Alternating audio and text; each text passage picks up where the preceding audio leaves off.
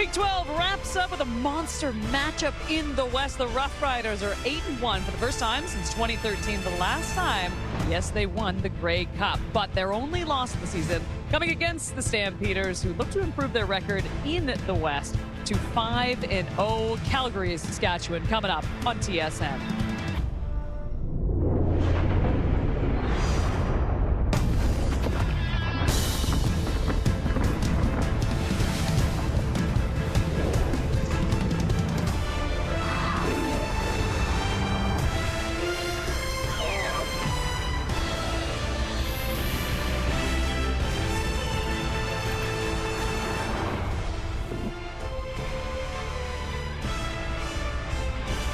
Trevor Harris looking to continue his dominance tonight. 4 TV passes shy of 200 for his career. Will be just the 15th QB in CFL history to reach that milestone, but certainly a tough task tonight against Calgary, who are nice and rested coming off that bye. And Vernon Adams, 28-36, 428 passing yards and 3 TDs the last time these two teams met in week number 6. And as mentioned, it was the victory for the Calgary Stampeders over the Riders. They're playing for the series tonight. Of course, if you've been watching the CFL all day long, which of course you have, you know that our first game was in downtown Toronto, and my goodness, it did not disappoint. The Toronto Argonauts knocking off the BC Lions. It is the CNE.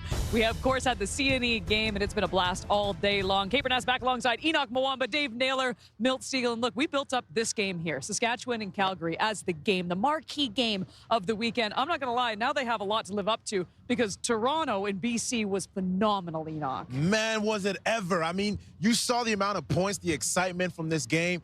And I think we're going to see a little bit of the same, but you know that these two defenses are so fierce, especially Saskatchewan Roughriders defense. And this guy right there, Debo, Micah Johnson, is going to look to put Vernon Adams Jr. in a whole lot of problems. So it's going to be interesting tonight. Yeah, I think this is a fascinating game. I mean, these teams are the two best teams when it comes to explosive pass plays. They're also teams that have great run games. So watching how the defenses manage that at the line of scrimmage, if they play too tight, these are teams that can go over the top and have all season. Of course, the Calgary Stampeders did that with Damian Halford big time in their first meeting. Playoff type game. Both these teams want to come away with the victory, but I'm going to predict something right here. I think the great Nostradamus has spoken. I think if Saskatchewan wins this game and win next week, they'll win the East, the West. That's what I'm predicting right there. They'll have at least 6 points up on each team. Is this your Western final? Yes, this is it. This is your Western final. Well, if they beat Winnipeg next week. Oh, I get you. I get you. You just said that. Beat Winnipeg. I heard you say that. If they beat Winnipeg. I didn't say they I think you said beat Winnipeg. I said if they beat Winnipeg. He's careful. Did you hear that? Don't mess me up with my people, Kate. You know he's...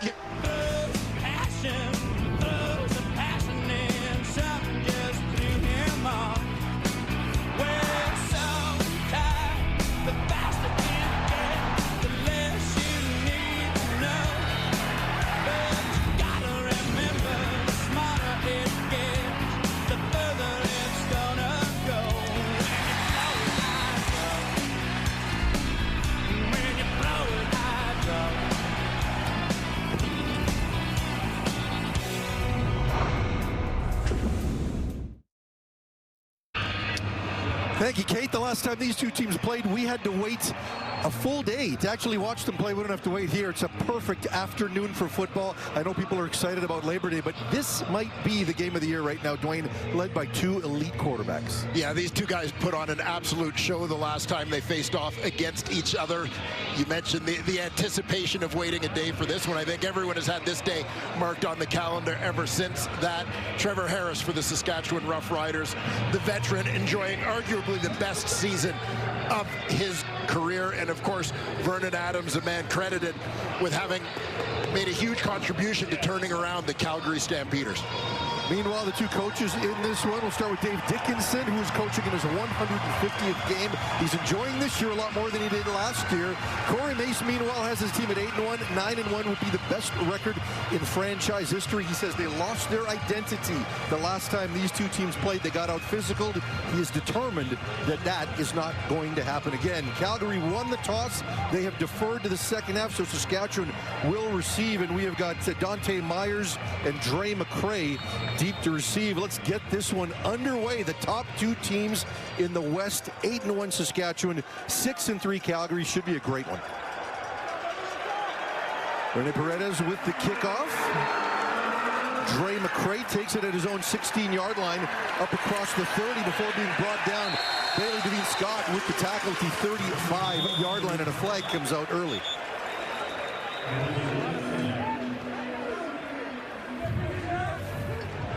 Well, no doubt emotions will be high in this one.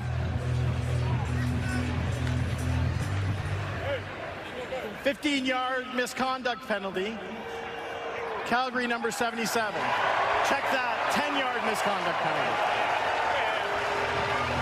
A lot of emotion heading into this game. If you're Kalon Thomas, though, you can't do this. Yeah, you see, he got the hands up high going into contact on A.J. Allen. Leads to a bit of a wrestling match. Little right-handed swat to the face mask after the play. Gets the Riders almost out to midfield here.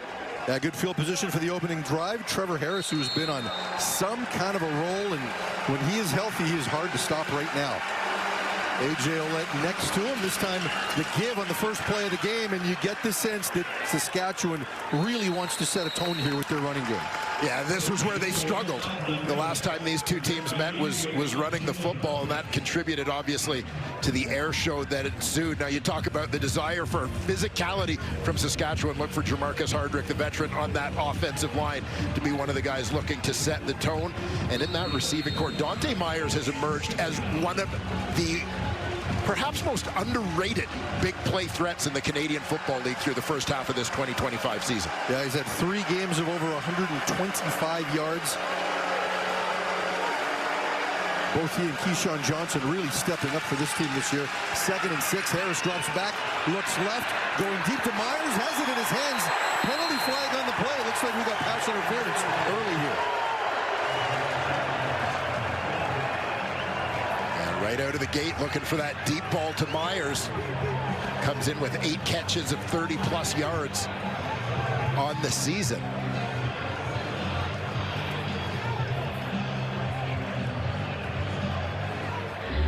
Pass interference. Calgary number 44. Spot of the foul. First down. Anthony Johnson with the penalty. It's a 41-yard net gain for Saskatchewan. Looks like we got a challenge flag already coming out here. And it looked like, to me, there was maybe some contact. Calgary is challenging the call of defensive pass interference. We'll review the play. You know, I suspected that the call may have had to do with the left hand of Johnson on the right hand of Myers, right arm of Myers, as the receiver tried to adjust inward to the football. If they deem that to be significant enough to have prevented him from making a play on the ball. But ultimately, I thought at the tail end, looked like pretty good defense. But to me, there was some contact early. Yeah, not sure there's enough there to overturn this. Myers had it in his hands, and, you know, other situations he might catch that one. So watch that left hand on the right arm of Myers maybe led to the receiver getting his arm up a little bit late. Johnson did, in fact, get his right hand in to break it up. Yeah. I'm just not sure there's enough there to overturn that because of that contact you talked about. Yeah, I would agree. After review by the replay center, the ruling on the field stands. Calgary will be charged their first timeout. And as importantly, along with the 41 yards, they lose their challenge very early in this game.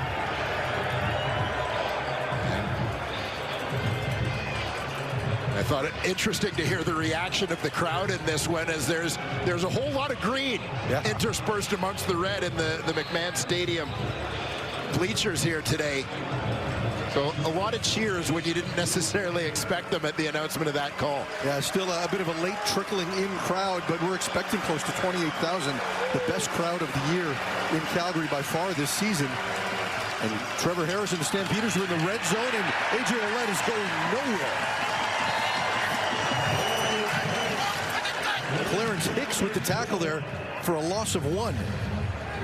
Yeah, we take a look at this Calgary defense. Much said in the early portion of this season about newcomer Jalen Hutchings at the defensive tackle spot. He has been a force. Derek Moncrief has brought leadership to the defense. Veteran player, former Saskatchewan Roughrider. The same can be said of Damon Webb on the back end from his safety spot. Certainly a lot of players that have played for the other team in this game, including head coach Corey Mace. So 2nd and 11, Calgary showing blitz, and they're bringing it. Harris gets the ball, he's looking deep, and it's dropped. Keyshawn Johnson had it in his hands. He had 6, and doesn't have it. Yeah, you can see Johnson come open. He made a nice burst to get to this ball, as Harris is leading him deep in the end zone, but just through the outstretched fingertips of Saskatchewan's leading receiver. Brett Lowther on, an embattled Brett Lowther on for the field goal right here. After a tough week last week, this one from 28 yards out. His kick is up, and it's wide. Oh. Let's see what the signal is. I thought the signal was wide. And it continues for Lowther. We'll get another look at this one as we go to break.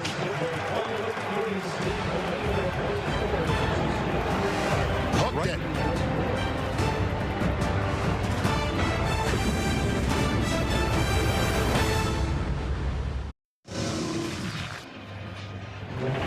Vernon Adams, the last time these two teams played, went deep often. 428 yards. The Moose was loose. This was a coming out party for the young receiver as well. Yeah, it certainly was. 2 touchdowns for Damien Alford in that one. 156 yards receiving. Big chunk of Vernon Adams' production on that day. After the missed field goal, Calgary starts at their own 40, and we've got an early penalty flag on the play. It looks like procedure against Calgary. Procedure. Calgary number 54. 5-yard penalty. Remains first down. A lot of flags early in this one. 57 yards and penalties already. And you got to wonder a little bit about these teams maybe being overly keyed up for this one. We talked about the sense of anticipation leading up to this game. Obviously, part of that having to do with the shootout that ensued the last time these teams met in Regina. But again, the top 2 teams in the West Division. 1st and 15 for VA. The fake and the end around to Philpott. Philpott up to 40, across the 45. Close to first down yardage, maybe a yard short. 14 on the play for the Calgary receiver. Yeah, look for the Calgary offense to lean a little bit on Jalen Philpott today. Here, getting him that ball in the run game. He's going to come from the slot up top, number 2 receiver towards the top of your screen. Lots of action in the backfield. Nice job there by Alford and Dalen Baldwin, fellow receivers leading away. Quincy Vaughn into the game as the short yardage quarterback. He gets 4 on the play and picks up the first down. Take a look at this Calgary offense. The rookie Chris Fortin at center has a big job in dealing with a couple of veterans in that Rider defensive front. We mentioned the return of Damien Alford, the number 1 overall pick, coming back into the lineup after missing the last couple games. We talked about his production last time out against the Riders. Getting close to midfield now. VA and his offense overcomes the early penalty to pick up the first down. Riders showing blitz, this time to give to Mills, right side across midfield before being brought down at the 52-yard line. We'll take a look at the aforementioned Saskatchewan Roughrider defense. Shane Race really starting to find his stride from his defensive end spot, getting after opposing quarterbacks. The former Stampeder Jameer Thurman, of course, the man in the middle, one of the leaders of this unit. A little shuffle in the secondary. Marcus Sales, late scratch. Nelson Lacombo moves from safety to play the boundary corner spot. So 2 Canadian corners. Jackson Ford starts at safety. Good gain on first down. That brings up 2nd and 4. Adams back to pass. Has the receiver open. And it is caught down to the 5-yard line. Dalen Baldwin with the reception. Dalen Baldwin is going to start off as the inside man in this quads formation to the field. Just straight down the seam, you see he gets a jump.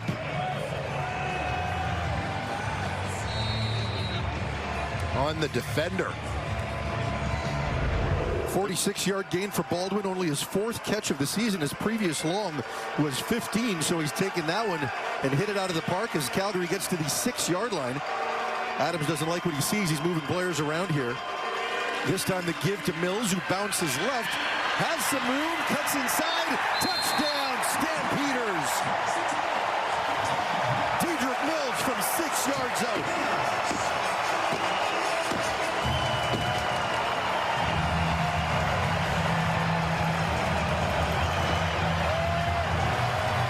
Production in the run game supplied by Dedrick Mills, and that offensive line has been such an important part of the success of the Calgary Stampeders this season. No surprise to see them get things rolling here. Mills from the backfield. It's going to follow his fullback William Longley, seals the edge. Mills ducks a shoulder, runs through a tackle, and in for the game's first major. Rene Paredes on to attempt the PAT. The kick is up. We're waiting for a signal here. Is it good? Looks like it's good. Calgary with a 7-1 lead early in this one.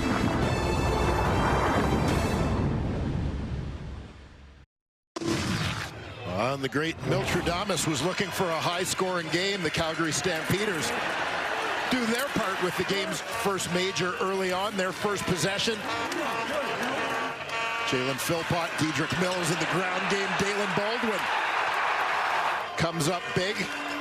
Veteran receivers Dom Rhymes and Tevin Jones out of the lineup. The newcomer Baldwin sets the table for Dedrick Mills to run it in for the game's first touchdown. Stands with a 7-1 lead after Saskatchewan unable to even get a field goal on their first drive. Paredes with the kick deep to McCray again, who takes it at his own 16. Crosses the 30, brought down again just outside the 35, where Calgary or Saskatchewan will take over. Well, Trevor Harris and the Saskatchewan Roughriders look to answer the score there, put up by Vernon Adams and the Calgary Stampeders. And certainly based on the last meeting between these two teams, we expect a big offensive response from the green and white. Third time since 2014 we've had quarterbacks above 425 yards. If we can do that again, I think we'll enjoy this one.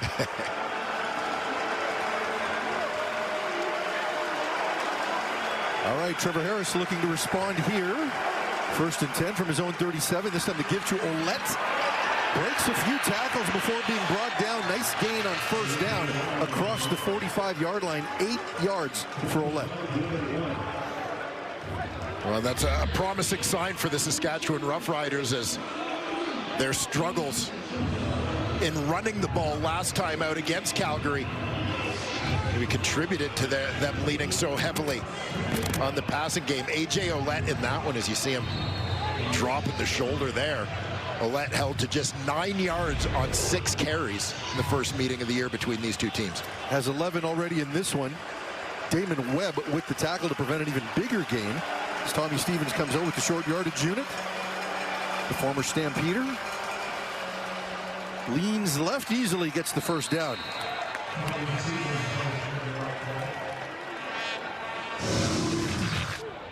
Oh, we asked the question this week: have you ever had a game in which you and the other quarterback have both thrown for over 400 and you lost? And we were a little surprised when he said yes. 2009 in college, Trevor Harris playing for Edinburgh University against West Liberty. That would look like a real track meet. But he only completed 65% of his passes. That's just not good enough in the current version of Trevor Harris's world. This time Ouellette cuts back to the left side. Brought down after another good gain on 1st down. Pickup of 6 before being brought down by Jaden Grant. And A.J. Ouellette looks to be in fine Ouellette form here. Getting around the edge, low. I think he had a pretty good shot on the rookie DB, Jaden Grant, on that last run, but Grant doing a nice job coming up and run support to wrap him up, limit the game that time. 2nd and 4 from right at midfield for Harrison. Saskatchewan offense. Harris drops back, looks to his left, has Robistelli open, and it is broken up on the play. Nice defensive effort by Anthony Johnson, the player who was victimized for the pass interference earlier, makes up for it there. And you wonder, based on the 2 deep balls thrown by Trevor Harris early in this ball game, if they're trying to perhaps go after Johnson on the corner a little bit, or if that's just where the read has taken Trevor Harris. Robistelli with a step on Johnson on that one, but that is off the hands of the second-year Rider receiver. He, of course, had the huge game the first time these 2 teams played with 191 yards. That was certainly his coming-out party. Had a chance for a big play there. Penalty flag here on the return. Kalen Horton with the return there. When we return, Vernon Adams had a fantastic game the last time these 2 teams played.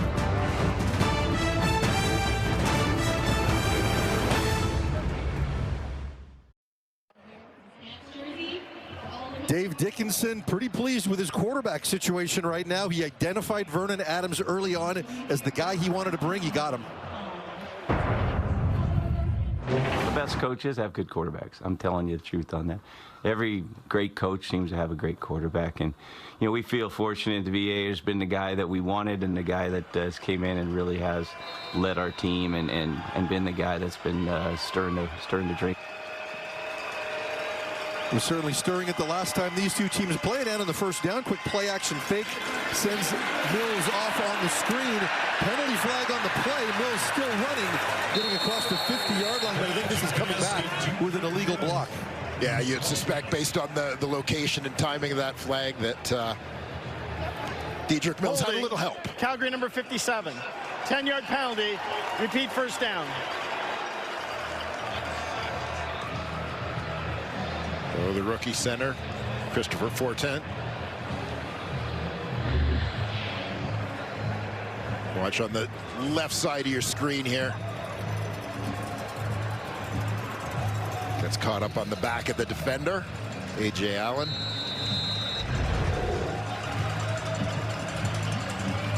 Fortin really has been a good story for this Stampeder team. They lose Bryce Bell before the season even starts, who's their projected center, and the first-round draft pick has been the starter from day 1 of his rookie season. Long yardage situation here for VA, looking deep, looking for Clark Barnes. Impeded on the play by Jackson Ford. No flags there, as that pass falls incomplete, bringing up 2nd and 20. And Vernon Adams afforded plenty of time here. Nice protection from the offensive line, allows him to load up. Looking deep for Clark Barnes, who has emerged as a big play threat. Jackson Ford kind of maintains his position in front of the former Guelph Griffins receiver. A lot of hand fighting by both players, and even if Dave Dickinson didn't like it, he doesn't have a challenge left. That's right. 2nd and 20. Let's see how aggressive the Stampeders are on this play. Adams drops back to pass. Escapes to his left. Looks inside. That ball is complete, but well short of the first down. Barnes with the reception. Yeah, Adams looking to try and make something happen here as the Riders' D-line was able to break through. Well short, forcing the punt situation here. Mark Vassett back to punt for Calgary. He's been reinserted into the lineup. Dre McCray deep to receive at his own 33-yard line for Saskatchewan.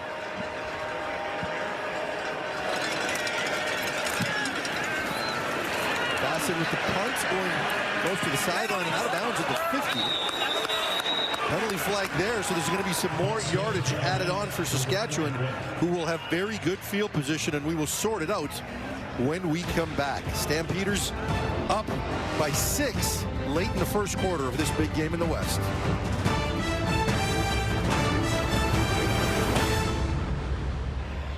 Illegal punt out of bounds. Calgary number. When Vernon Adams was the starting quarterback in Montreal, the Als brought in Trevor Harris. At the time, Adams felt very threatened by the move, but in hindsight, he agrees it was the best thing that could have happened to him. With more, let's go to Chantel Chan. I had a chance to speak with Vernon Adams Jr., and he told me, yeah, Trevor Harris and I go way back. And Farhan, you mentioned it there. They were both in Montreal together. And when I talked to Vernon, he said, I learned a lot from Trevor Harris. He said he really taught me how to be a professional in this league and also just to be a quarterback. VA said that he learned how to read defenses and also how to prepare. Also that the first 5 to 6 years of his career, it was just pure athleticism that he played with. He said he gives a lot of credit to Trevor Harris on getting his career going, knowing how to play quarterback in this league, and obviously knowing how to be able to read defenses. Now, also, Dave Dickinson wanted to wish his mother a very happy 80th birthday. So happy 80th birthday goes out to Sue from Dave and Craig. Farhan? All right, Sue is happily watching her sons, both Dave and Craig, with a lead here so far in this game. And Trevor Harris throws an interception right there. Sheldon Arnold with the pick. And Calgary's cooking right now. Yeah, Sheldon Arnold, the rookie, playing that boundary halfback spot, has been among Calgary's team leaders in terms of defensive plays this season. He's gained a lot of experience early, and it shows. On this play, watch on the outside as they look to Myers, the outside receiver. Great play by Arnold to get underneath that ball, underneath that route, and make the play. The 6th interception of the season for Trevor Harris to go along with 16 touchdowns. Calgary will take over at their own 38-yard line.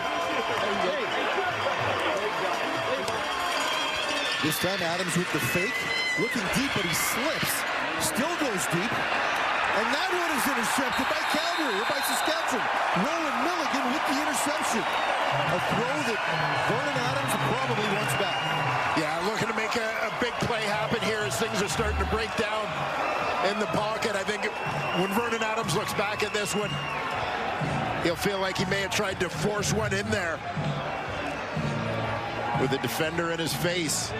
The always dangerous Roland Milligan comes up with the airborne INT. And if you look on the left side of that, Damien Alford didn't have a lot of people around. Play started poorly after the slip, ended poorly, and Trevor Harris can say, okay, breathe a sigh of relief after throwing his interception. Saskatchewan takes over at the 33-yard line. This time to give to Ouellette, who bounces to his right. And he is tackled. Arnold with the receptor, with the tackle right there. Pretty good job by the Stampeder defense that time of sort of flattening out A.J. Ouellette, forcing him to run sideways rather than getting his shoulders north-south, which is obviously his wheelhouse. A physical start to this game by both teams. Yeah, and I think quite clearly what both teams want. You mentioned Corey Mace feeling like it was an out-of-character performance the first time they met. 2nd and 6 after that carry. Harris looks to his left, has a receiver. That's his first completion of the game. Del Duncan Busby with the catch. Good enough for a first down.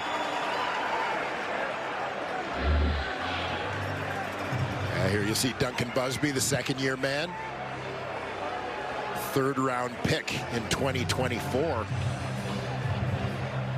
An extended opportunity to play here.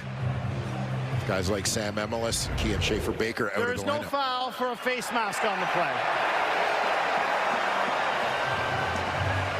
One of the benefits of the replay center, because you could tell there was definitely no face mask. Yeah, most important thing being getting the call right. I saw Moncrief come down with the strike over the shoulder, trying to get a punch on that football. Terrific signing he has been for this Calgary Stampeder team. Stampeders showing blitz, this time to give to Ouellette. Not much there. It's to about the 49-yard line, maybe a gain of 2. Lots of red in the area. Well, at this point, A.J. Ouellette has as many carries already as he had in the last meeting between these two teams, that being 6. A little more success, 23 yards rather than just the 9 he was held to last time. He needed just 2 yards in this game to get past 3,000 career yards. So that mark out of the way early. 2nd and 8. Stampeders bringing 5. Harris swings it out to Ouellette, and he is brought down by Damon Webb. No, make that Moncrief with the tackle. Great open field tackle by the veteran and former Rider. Yeah, a lot of space out there. Moncrief doing a terrific job. I think interesting when you look at this Calgary Stampeder defense and the construction of this unit over the course of the offseason, opening the season with basically 12 new starters on defense. But veterans, Flo Rimolade brought in on the D-line, Damon Webb on the back end, Moncrief in that linebacking core. Big kick, almost makes it to the end zone. Let's see where they mark this one. As it goes out of bounds, they are going to call it a touchback, I believe.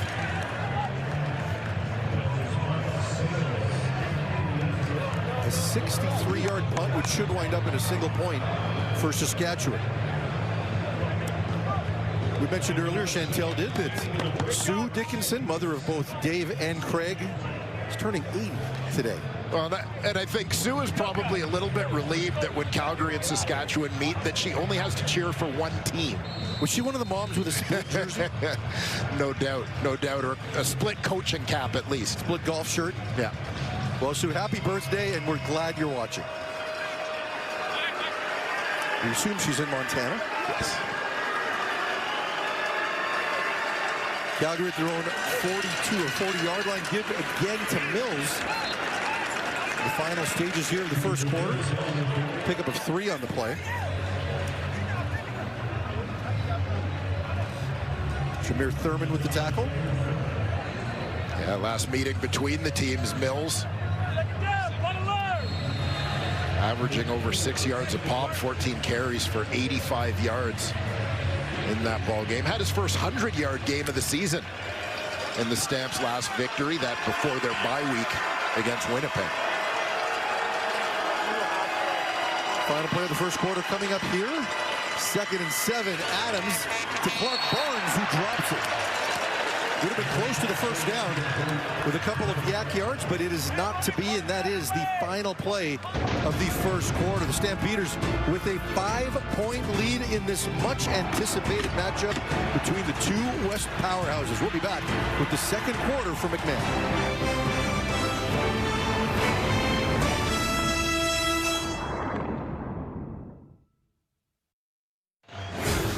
Let's take a look at the stats after 15 minutes, and the 10 passing yards stands out as much as anything else to me, Dwayne. Well, especially considering the way the last game went between these two teams. Saskatchewan having trouble running the ball in that one, relying a lot on their passing game with Trevor Harris going for over 400. Numbers a little bit skewed when you consider that they got a chunk of penalty yards. Calgary was 77 penalty yards already in this ball game. Big chunk of that on a pass interference call and a deep shot to Dante Myers on the first possession.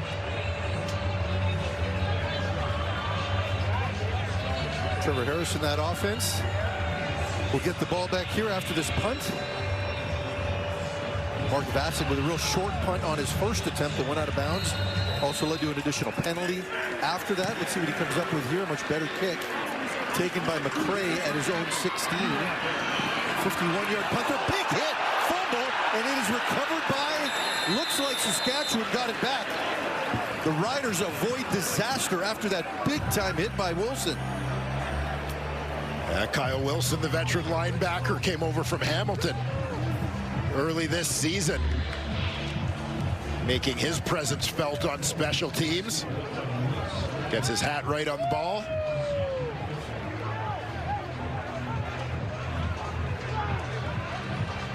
Is that how they still teach it? Hat right on the ball? Not sure you're allowed to put your hat on anything anymore. No, the game has changed, my friend. But these two teams are still finding a way to be pretty physical. The quick fake to Ouellette, the inside look to Myers, and that pass falls incomplete. Yeah. Pressure up front, kind of closed down the passing lane for Trevor Harris, forced him to double clutch on that one. I think he missed his window of opportunity to get it out to Myers. And remember, it's 12 straight games with at least 70% completions for Trevor Harris. He's 11-1 in those contests, and it certainly hasn't started out that way here.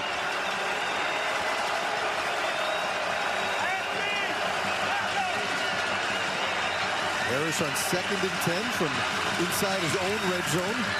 Harris drops back, and he is sacked.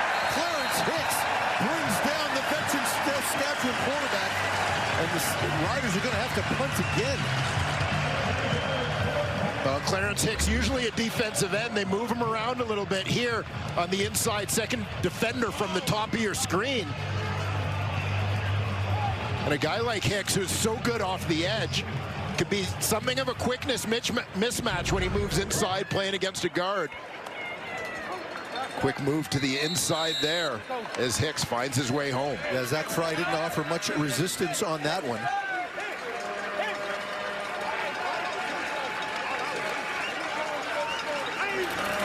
All right, the punt. 54-yarder taken. A move to the outside by Baldwin, gets into Saskatchewan territory.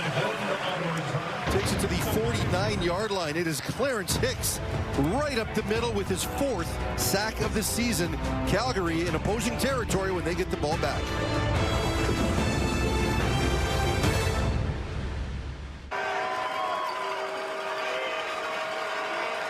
Vernon Adams and the Stampeders trying to add to their lead as they take over on Saskatchewan's 49-yard line.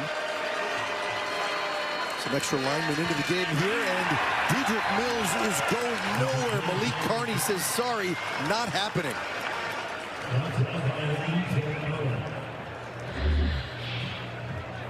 I'll keep an eye.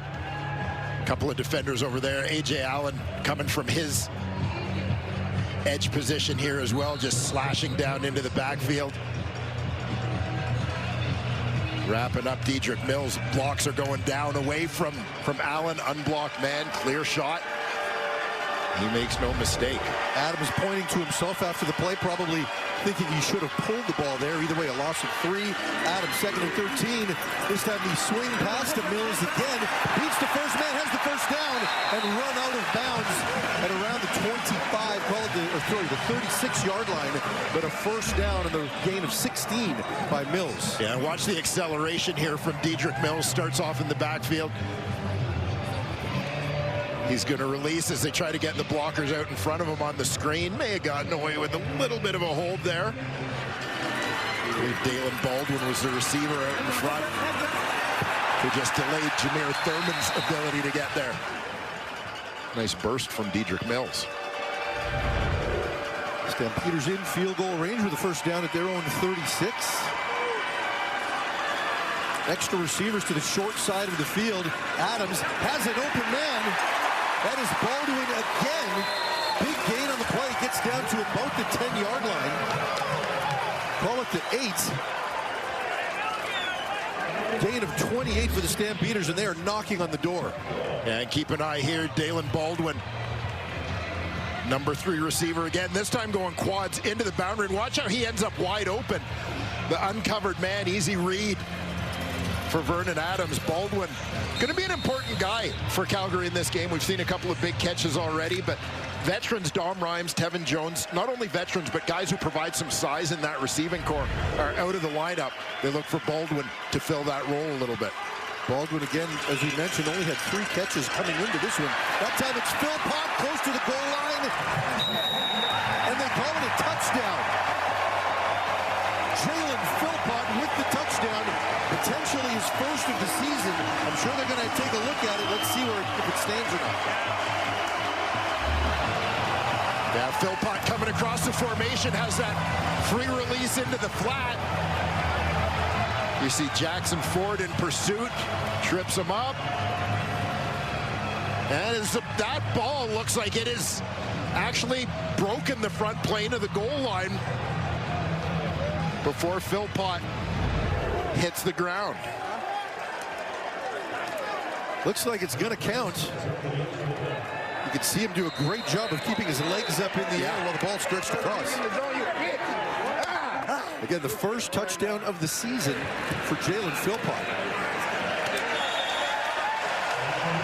Rene Paredes with the kick, and the Stampeders with a 14-2 lead courtesy of the big stretch by Jalen Philpott.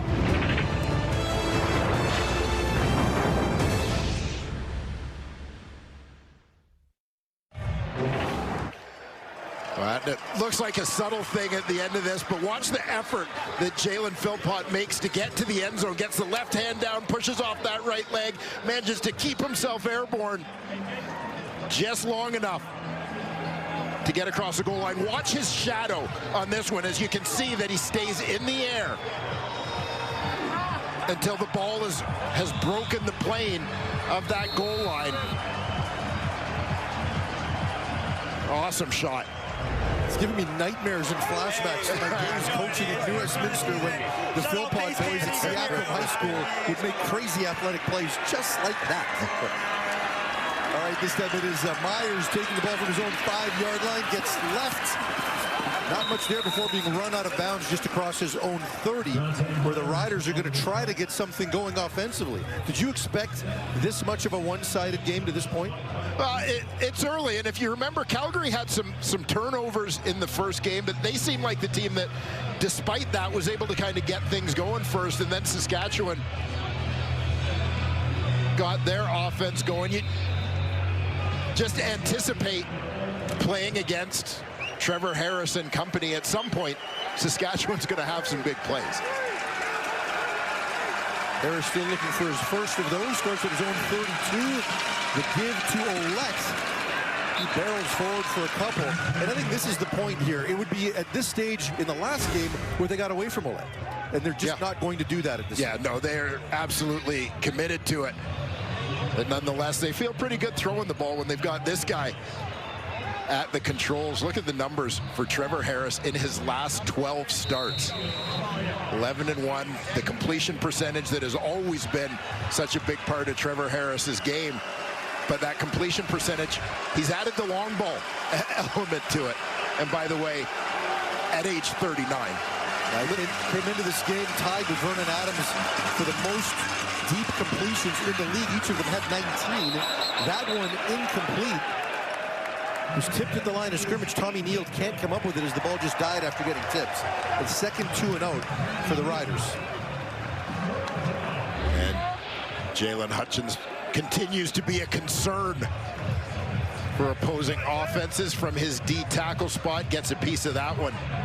That impacts the trajectory of the football. Good effort from Tommy Neal, but unable to get his hands underneath it. Joe Couch back to punt again for Saskatchewan. Baldwin deep to receive.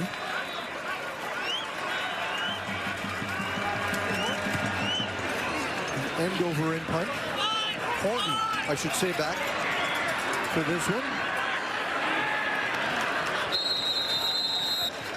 Kalen Horton with the return to his own 37-yard line. We'll come back to Calgary. The Stampeders have the ball.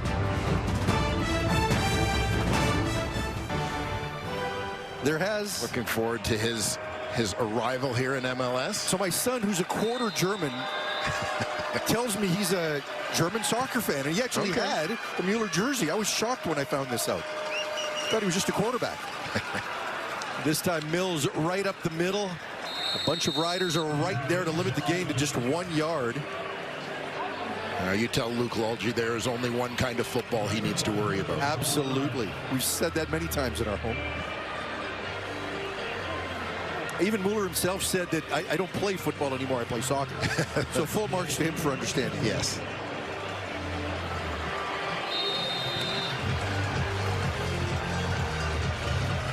Our producer John Hines is a pretty big German soccer fan himself.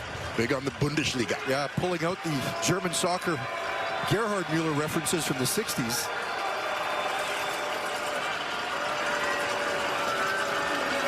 Adams on 2nd and 9, drops back to pass, has Alford for the reception. Not going to get the first down, though. Good defensive play. Allen, among others, rally to the Moose. And you can just see the approach for Saskatchewan defensively in that 2nd and long situation. Get back into their zones. Try to keep everything in front of them, come forward and make tackles, as they did on Alfred on that one. Stampeders with their 3rd 2-0 of the game. Important defensive sequence for Saskatchewan to stay within 2 scores.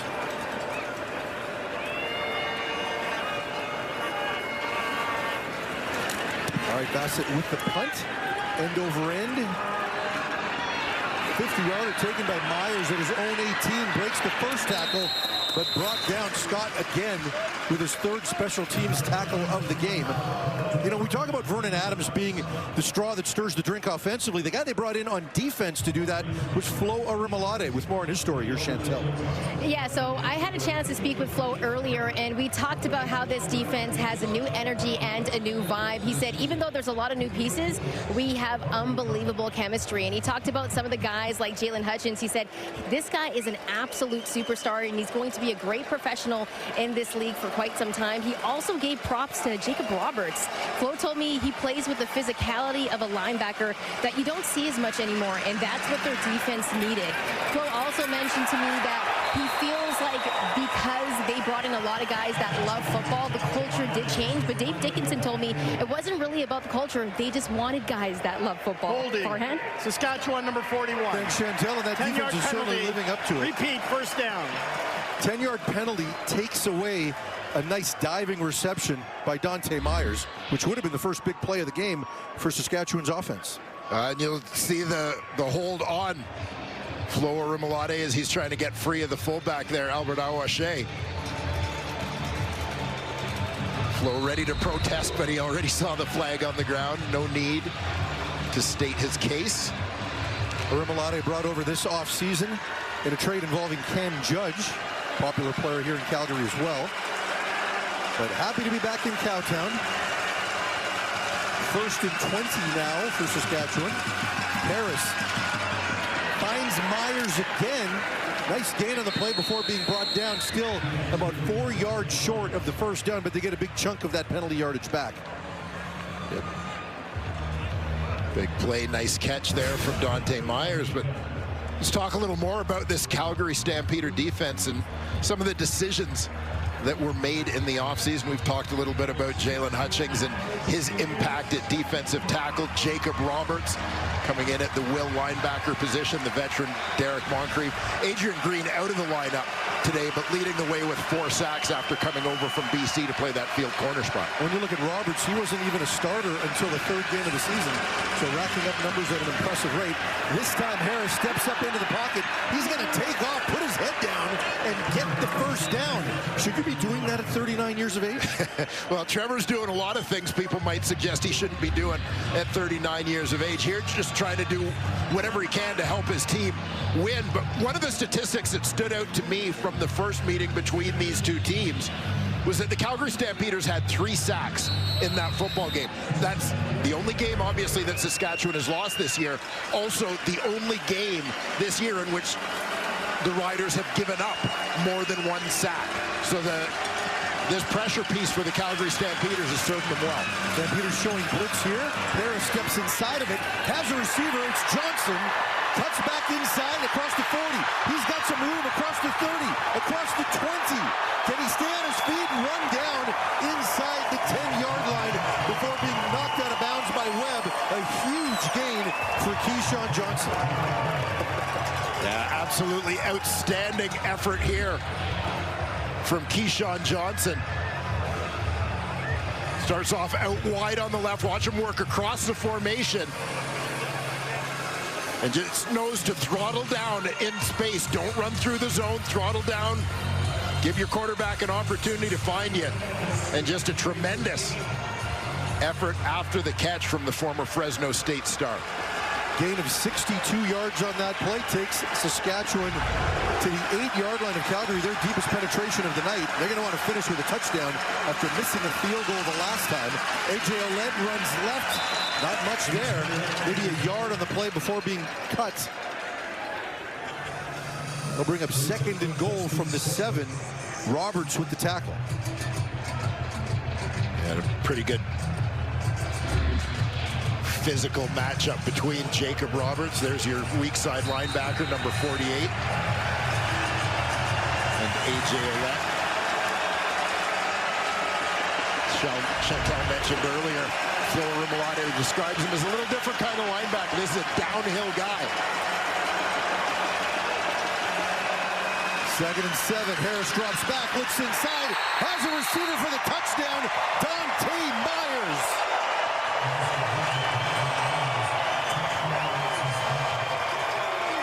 Myers leads all Riders. That is his 6th touchdown of the season, and man, did the Riders need that.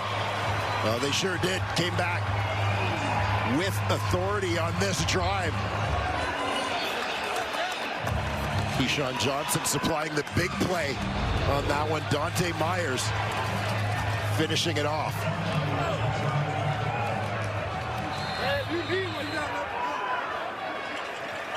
We mentioned the impact that Myers has made this season with 3 games of over 125 yards.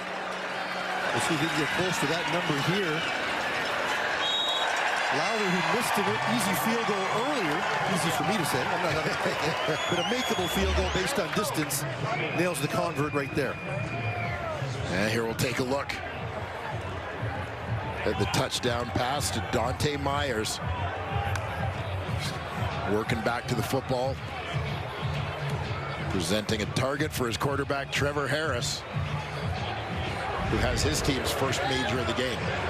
That caps a 6-play, 81-yard drive, took 3:27. Of course, the big play was the 62-yard completion by Johnson to take that down to the 8-yard line. That cuts the lead to 5 with 4.5 minutes remaining in the first half.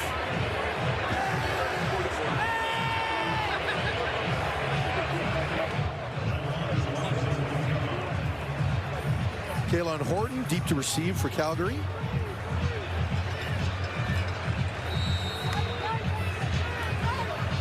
You also can't forget the 5-yard run by Harris where he put his head down to get the first down on 2nd and 4. Lowther kicking deep. This time it's Mills with the return. Gets across the 30-yard line before being brought down. Make that gesture and entry with the return. We'll take a quick look back at the touchdown pass. Keep an eye on Dante Myers. He's just going to come wrap around the defender, so he goes by him. Sort of gets out of his sight. Wraps back into the hole here. Defender passes him up. He's picked up by the outside man, but he's just got position on him. Come on. Easy pitch and catch for Trevor Harris.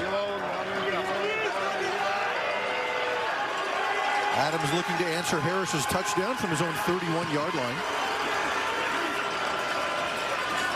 The speed sweep goes to Jalen Philpott. Picks up around 5 yards before being brought down. His 2nd carry of the game to go along with the touchdown earlier.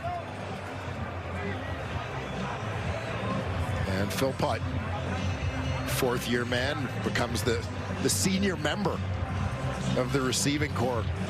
It's with the injuries that the Stamps have dealt with,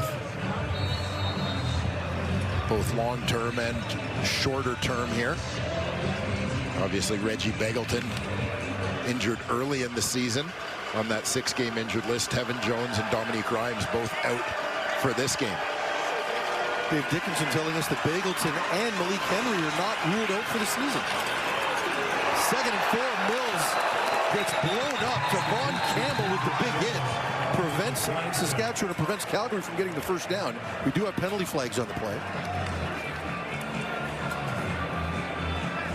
Devon Campbell, 26 on 26 play. Not a guy who's necessarily known as a big Offside. hitter.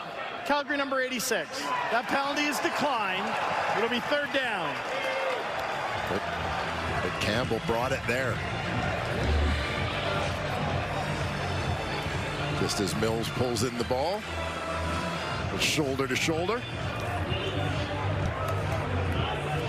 Mills is no easy player to knock around like that, but the fourth 2-and-out for Calgary. And remember, Tavon Campbell did not play in the earlier meeting between these two teams. Yeah, Campbell originally actually a Calgary Stampeder draft pick. 22nd overall back in 2015.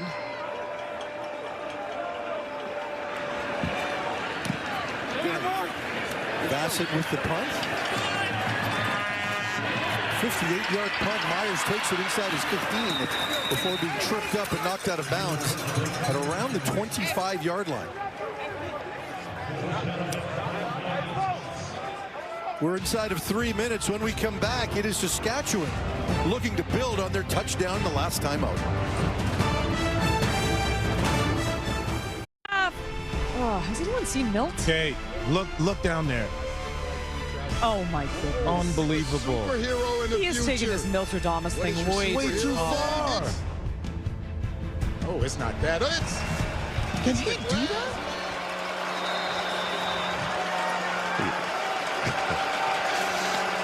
Well, the many talents of Miltradamus. Wow, and he gets to name himself that. Not many people get to come up with a nickname like that for themselves.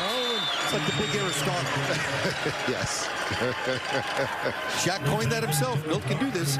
He said before the game, if Saskatchewan won this game and the next game, that they would win the West. Now, I don't know about you. I don't know if that's going out on a limb. That's not bold. Yeah. Sorry, Milt, that's not bold. We're gonna need something a little more. I think if Saskatchewan wins this game, they're going to win the West. Because they'll have a 3-game lead on Calgary at that point. Now, do you need a catchy nickname too to make predictions, or are you good? No. Yeah, if I want a nickname, I'll come up with it. The quick out to Robistelli, close to first down yardage. Let's see where they mark it. Looks like he's got it. 10-yard gain. His first catch of the game. Remember, he had 191 yards the last time these two teams played. Joe Robistelli played just 1 year of college football. 5 games at Tusculum. Yes. After being a flag football legend. That tore it up in the intramural flag football at Florida State University. We could get him citizenship. Lapo might want to recruit him. That's right. This time the play fake inside to Johnson, bobbles it, but catches it, and should have a first down before being brought down by Grant. Looks like Trevor's slowly starting to heat up. Yeah, we said it earlier. You knew he'd eventually find his way. Johnson coming out of the slot here. Little bobble there. Keyshawn Johnson, who had that terrific catch and run to set up the Saskatchewan touchdown in this ball game. Back-to-back first downs. Calgary showing blitz. They might have gotten there a little early. It's Ouellette with the carry, fighting for it, not going to get the first down. So an interesting decision here. If it is offside, 1st and 5 or 2nd and 3.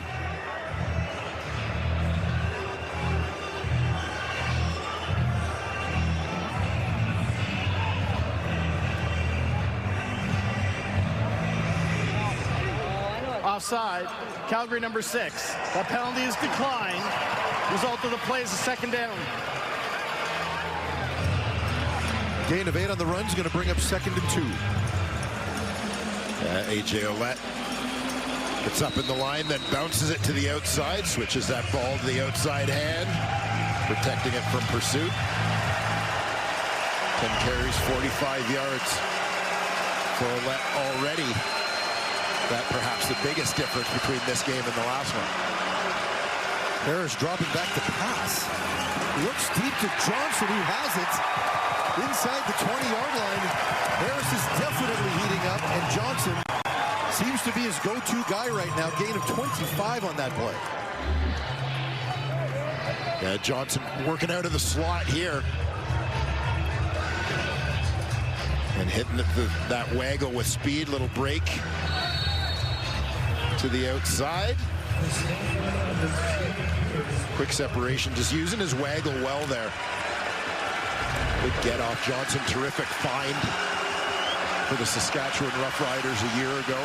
Former NFL 6th-round pick of the Arizona Cardinals. 6th straight completion for Harris, looking for 7, but that's behind Robustelli. Going back to Johnson, he came into the game leading the league in second down receptions with 24. That one on 2nd and 2 moved the chains. Yeah, he's, as mentioned, has been so important to this team. I mean, to imagine all the changes in the receiving core for this group, whether by departure or injury. But still, Johnson, Myers stepping up.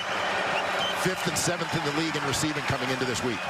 2nd and 10, the handoff to Ouellette on the draw. Cuts to his right and should have the first down.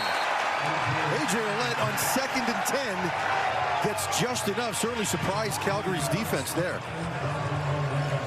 Well, Saskatchewan may be taking advantage of the alignment of this Calgary defensive line. If you look at the spacing of the 4 guys up front, a great opportunity for Saskatchewan to run that draw play to A.J. Ouellette.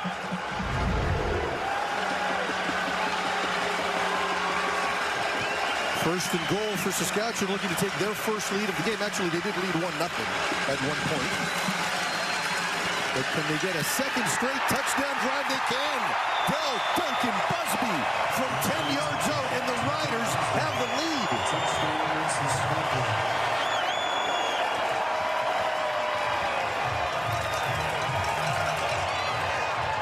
The patience and precision of Trevor Harris is what stands out on this play.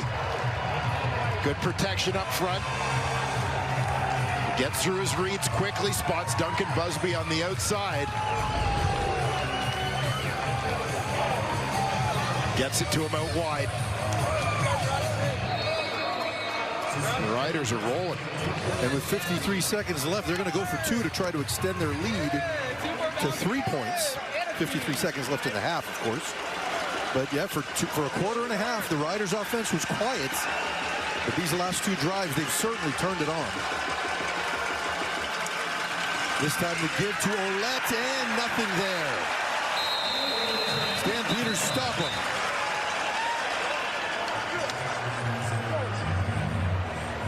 And the lead remains at 1.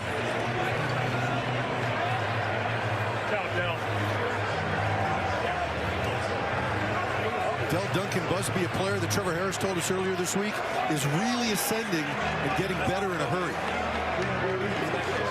Yeah, these young guys, again, we'll talk a little bit about the injuries in the receiving core. Duncan Busby out wide on this one.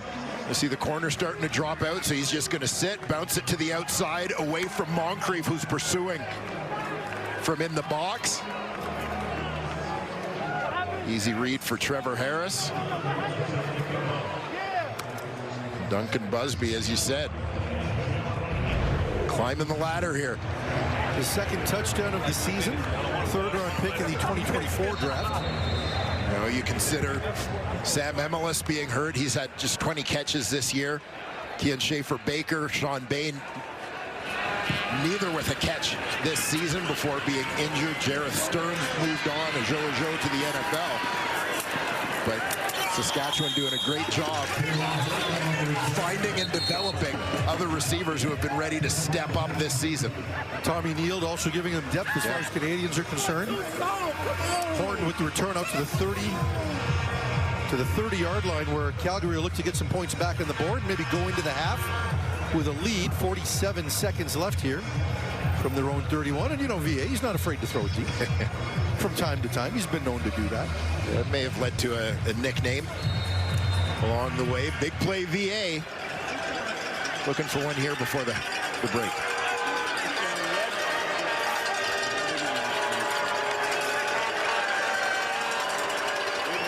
Mills resets to the left of him.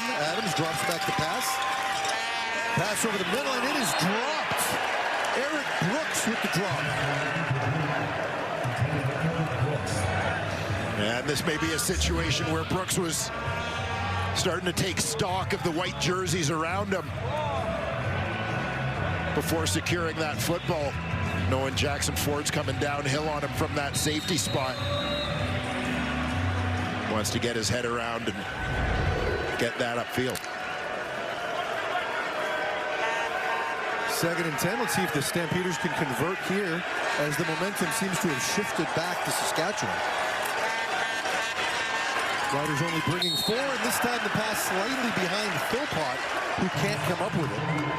That is the 5th 2-and-out for Calgary, who had a 14-2 lead earlier in this quarter. As mentioned, Philpott working towards the inside, ball thrown just a little bit too far to the outside. He was unable to adjust to make a grab on that one. Still time left for Saskatchewan when they get the ball back here. 37 seconds to go. They'll probably get it back with just inside 30. A chance for maybe as many as 3 plays.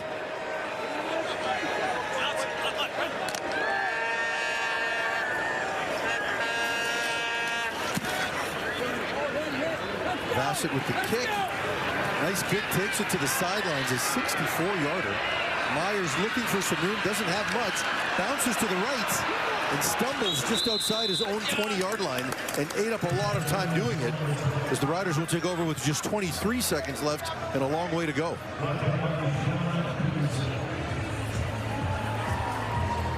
I suspect, given the field position, Trevor Harris and the Riders look to do what they can to get out of this half, protecting the football.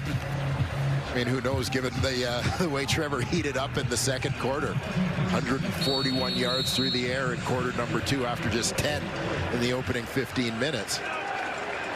Maybe he'll look to keep that hot streak alive. Let's see what approach they take here. If they're content to go into the half with the lead, the handoff to A.J. Ouellette would indicate that they are.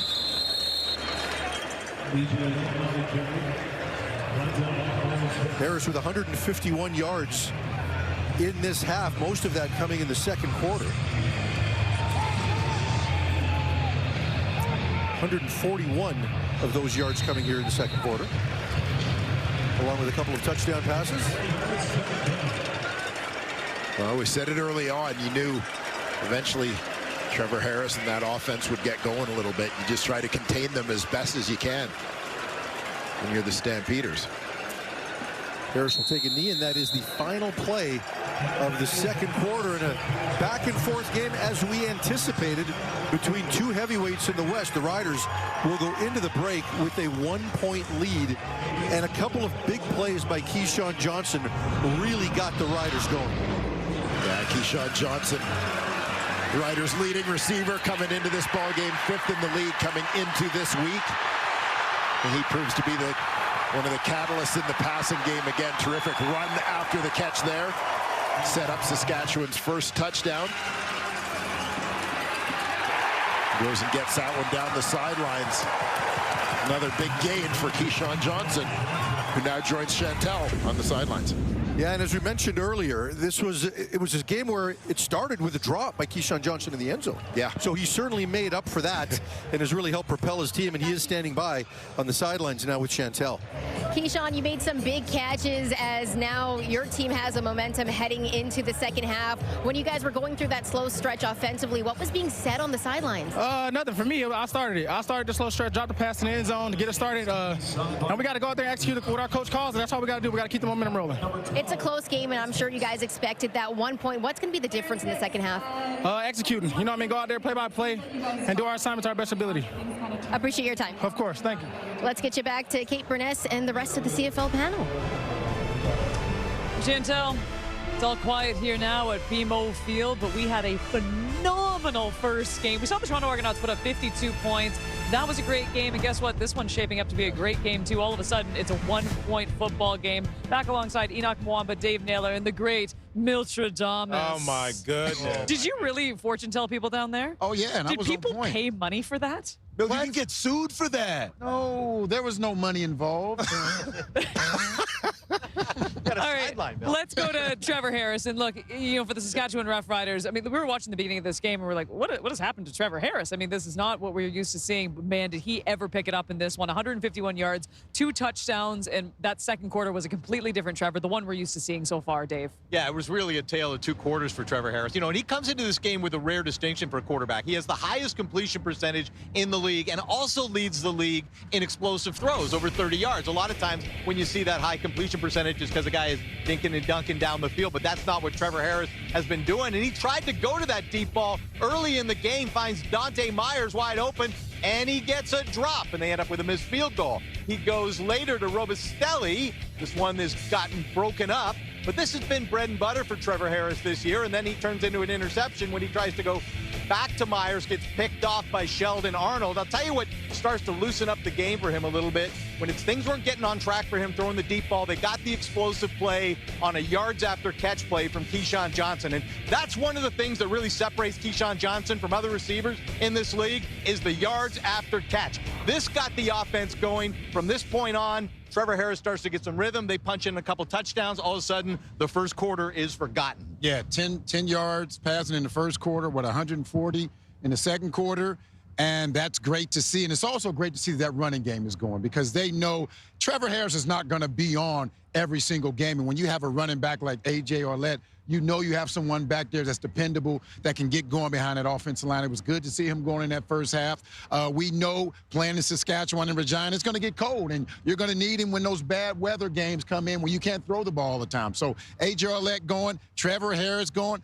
It's difficult to beat this team when they have those 2 facets of the game going. So good for Trevor Harris and also good for A.J. Arlette. Football is so funny, especially in the CFL, just how fast the momentum can switch. I mean, Calgary comes out red hot in this one, and Vernon Adams kind of doing the opposite of Trevor Harris there. I mean, he's got the 119, he's got the 1 TD, but he also has the 1 INT, and it almost seems like Saski's defense was settling in at that point. So it's been interesting seeing both sides of this. That's right, kid. He started hot and started slowing down a little bit, but the temptation is to try to match fire with fire and try to have the explosive plays that you're talking about, Dave, because everybody knows, like you mentioned, this is a high-powered offense. And so when he does step outside of the game plan, step outside of himself and tries to just match what the offense from the Saskatchewan Roughriders are doing, then this is the type of stuff that happens. This happened right after Trevor Harris threw the interception. So you're thinking, hey, we're going to march down, get some points out of this. And this is what happened. And again, Vernon Adams is going to take him just playing within himself, playing within the game plan, getting Mills involved as well, because he's going to play a huge role down the stretch here. Again, most of the first half, the Calgary Stampeders were leading this game until obviously Trevor Harris got into the game. But Vernon Adams Jr. is going to have to relax, play within himself, and really play within the game plan. Once again, Brett Lawler is struggling. Yeah, and I hate to bring that up, but you have to. We have to talk about it. Are they going to give him more? Of course, they're going to give him more opportunities in his game to see if he can get it done. But right now, it's a mental thing. We know he can do it physically, but mentally right now, he's destroyed. So let's see how this happens. They brought in an American kicker this week, and usually once they bring in that kicker, the kicker will get sort of one more week to show that he can reverse the direction of things are going. It didn't start off very well for him with that chip shot missed field goal to open the game. Yeah. And the tough part is it's not that he doesn't possess the skill, but now it's in his head. Now it's in his head. And you know what the worst part is, too? I mean, we know in the CFL, I mean, there's some guys that are just so likable. Brett Lawler is one of those guys. But unfortunately, I think the runway is a little out of time. And look, this is a Grey Cup caliber team. They've got to fix it. It is 1-point football game. We got a good one going on in Calgary. Well, sometimes the faster it gets, the less you need to know. But you gotta remember, the smarter it gets, the further it's gonna go. When you blow it hydro, when you blow it hydro.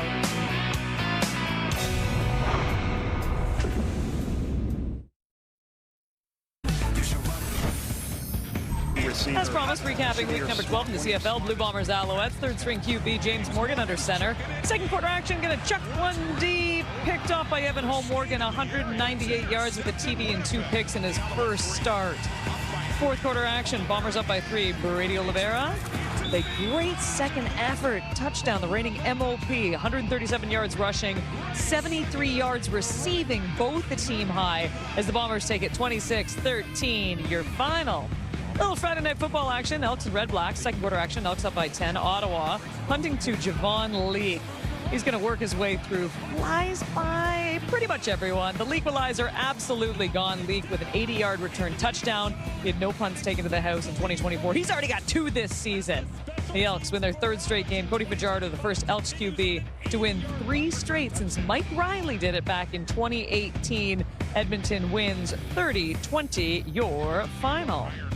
And earlier today, Lions taking on the Argonauts. Fourth quarter action. Argos up by 11. Nick Arbuckle, what a game he had. Deep shot to Jake Kerslow. He breaks free. It's an 80-yard TD. Arbuckle, a career high, 430 pass yards, paired with 3 TDs. Kerslow caught 149 of those yards along with 2 scores as the Argonauts take it. They put up 52 points.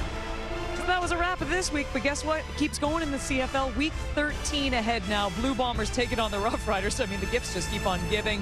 The Argonauts then taking on the Tiger Cats. And it all wraps up on Monday with the Elks and the Stampeders.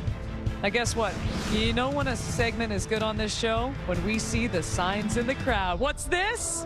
Straight fire! Kudos to this incredible fan making an incredible sign. Well done. Back to Calgary after this.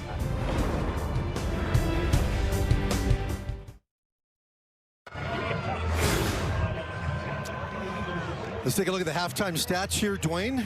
Saskatchewan doubling up Calgary in first downs 12-6, and things really changed in the second quarter. With more on how the Stamps can do to respond, let's send it down to the field and check in with Chantel, who's with the man who scored their last touchdown. Jalen, you made an incredible touchdown pass. You look like Air Jalen at that moment. Walk me through that. Yeah, I just heard the play call in the huddle. We've executed in practice all week, so just know when I get the ball near the end zone, try to punch it in. Diedrich got too many touchdowns from me getting down on the 1-yard line, so just happy to get the first one this year. You guys got off to a great start offensively. That kind of slowed down, especially in the second quarter with a few 2-and-outs. What was the message in the locker room? Yeah, just play Stampeder football at the end of the day. It's a close game out here. We knew what it was going to be. It's just going to be a dogfight. It's going to go down to probably the last minute or last possession of the game. So just keep battling, keep swinging, and just keep making plays whenever the ball comes our way. Good luck in the second half. Awesome. Thank you so much. Philpott had a pretty good impact in the first half of that game. We'll see how much more involved he gets here. But what have you seen differently from Calgary as they get set to take the opening kickoff here in the second quarter that maybe we didn't see in the first? Yeah, I mean, one of the things that stood out in the first, obviously, was their ability, I thought, to get after Trevor Harris a little bit, put some pressure on in the passing game. But Saskatchewan doing a pretty good job getting things picked up, giving Trevor time to go to work. Lather with the kickoff. Antwi takes it at his own 20, out across the 35-yard line before being brought down. Let's take a look at Vernon Adams in his halftime performance. Yeah, Vernon Adams and the Calgary offense got things going early. A couple big completions in the ball game to newcomer Dalen Baldwin, playing his second game. And obviously, we mentioned Jalen Philpott, who will be a focal point offensively for the Stampeders.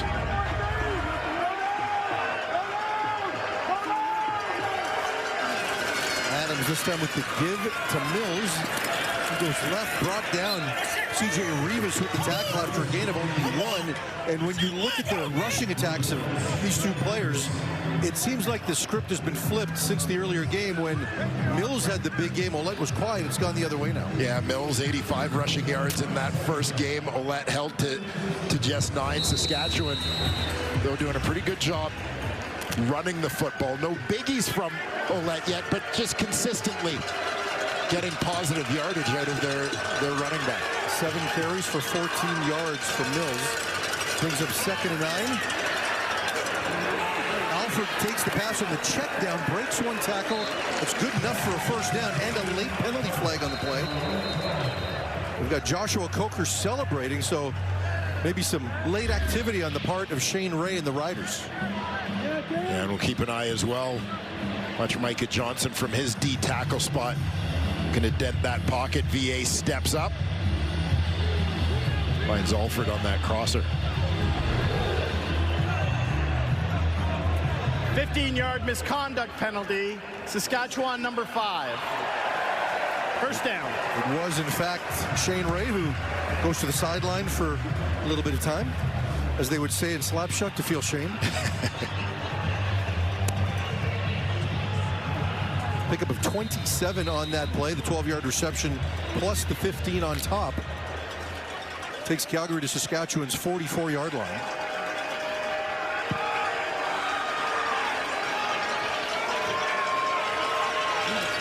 This time, Mills again has some room. Gets out across the 35-yard line, close to the 30. Gain of 13 on the play. His best run of the afternoon. Yeah, and let's take a look at this from Dedrick Mills' point of view. See how the blocking shapes up front here. Receivers coming down. There you see great gap. Easy read, nice cut for Dedrick Mills, taking it back to the inside.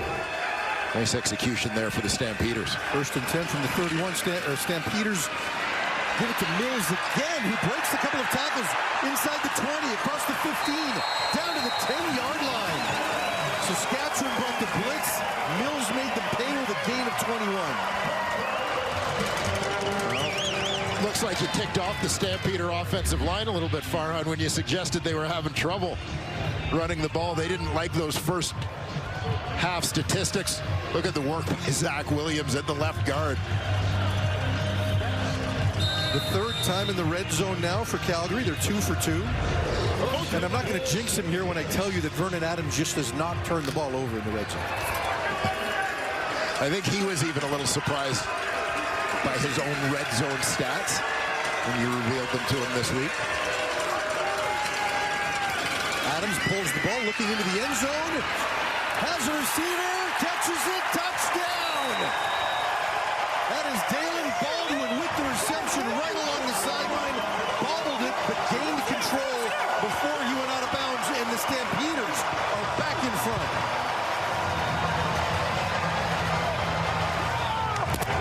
I mentioned earlier the size of Dalen Baldwin, and this is a part of a Vernon Adams offense. When you think of some of the receivers he's had success with over his career, that ability to put the ball up and let his guys win battles for the ball. This time, Dalen Baldwin, 6'2", 230 pounds. Gets position, goes up and gets that football. A 5-play, 72-yard drive. That's how you open the second half. We talked about his stats. In his entire career, Vernon Adams is now responsible for 90 touchdowns in the red zone and only 4 turnovers. Perfect pass, perfect spot. The reception made, and Calgary makes the home crowd happy.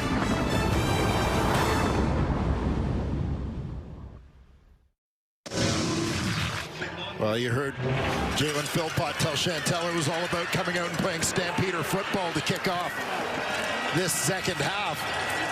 The offense certainly seemed to get the message loud and clear. A couple of big runs from Dedrick Mills. Damien Alford chipping in with a catch. And Dalen Baldwin having himself a day, caps it off with his first career CFL touchdown. Mills with 35 yards rushing on that drive, so he's certainly making a statement here to open the second half. Baldwin, his first CFL touchdown. Been called on to do more with Tevin Jones out of the lineup. With Dom Rhymes out of the lineup, and he's living up to it. Paredes with the kickoff. Taken by Myers inside his own 5-yard line.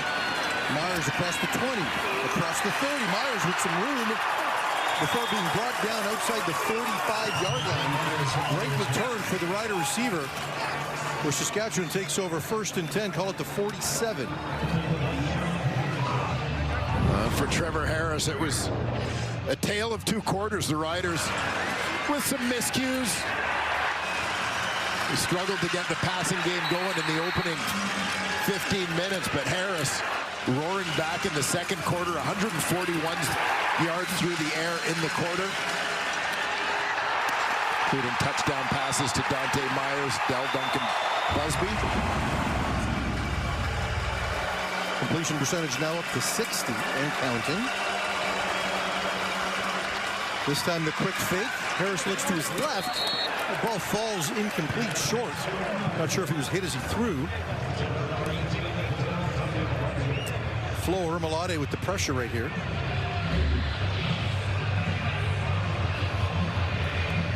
Flo working against fellow veteran Jermarcus Hardrick. That spin to the inside puts him in perfect position as Harris is stepping up in the middle of the pocket.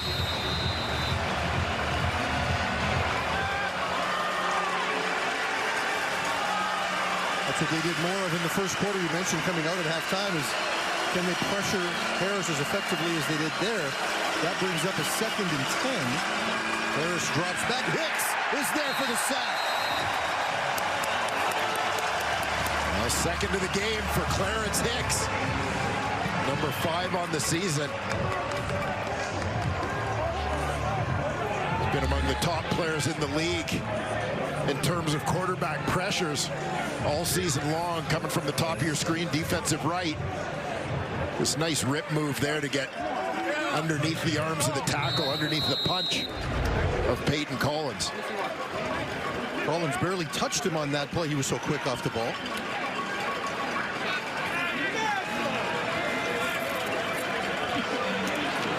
Penalty flag on the play. Looks like that could be offside against Calgary. End over end punt. Lands at the 22. Bounces back towards the Riders where it's picked up. Keelan Horton with the short return. Let's see what Saskatchewan decides to do here if they want them to kick again.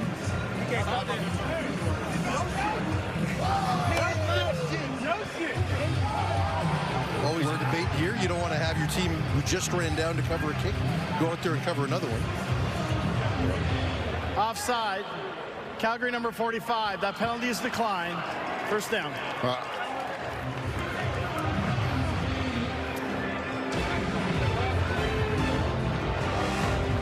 When we come back, Calgary will have the ball at their own 30-yard line. Touchdown on their last drive. Here's Jameer Thurman getting into it.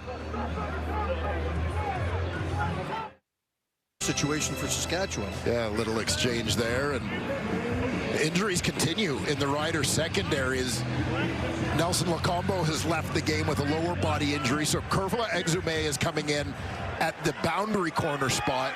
Devon Campbell has moved from boundary corner, or excuse me, from field corner to boundary corner. Exume is at field corner. And we know that Marcus Sales was a late scratch due to an illness. Deep shot to Alford, and that pass is broken up. And terrific recovery on the play. Stampeders recognizing the substitution that was made. They decide to test Exume right away. Damien Alford gets in behind him, but watch the recovery here by Kerfla Exume. Closing ground, getting the right hand in there to bat that ball free. Big size mismatch there too, but he was able to get up and still make the play. Exume has made his reputation in this league as a special teams player primarily, but getting an opportunity here on defense from the Montreal Carabins. 2nd and 10 for Adams as he checks it down to Mills. Close to first down yardage. He's going to come up a yard short. Let's see what they do here on 3rd and a long one. Dedrick Mills is imploring the sideline to go for it, and that's what they're going to do. Quincy Vaughn and some of his short yardage friends make their way into the huddle. Dickinson talked about one of the turning points in the last game was Saskatchewan in these situations going for it a few times and not making it. Yeah. And the difference that made. Let's see if the tables get turned here or if Calgary can convert. Quincy already with 1 3rd and short conversion. This time he goes to his right. The big body falls forward. It's going to be close. I'm not sure based on that official coming down the line that he's going to have enough there. Yeah, there didn't seem to be a lot of obvious forward movement from the Calgary Stampeders on that one. Just a tough Saskatchewan defensive line. Wow. And they give them the first down.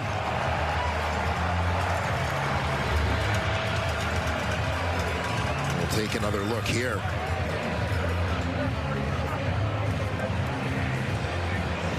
Second effort maybe got him there. Yeah. Yeah, Vaughn, a big body who is taking over the Tommy Stevens role. Stevens, of course, now a Saskatchewan Roughrider. Upon second look, that was a pretty good spot. First down at the 40-yard line for Calgary. This time the give to Mills right up the middle. C.J. Rivas and others right there to stop him. Gain of 3 on the play.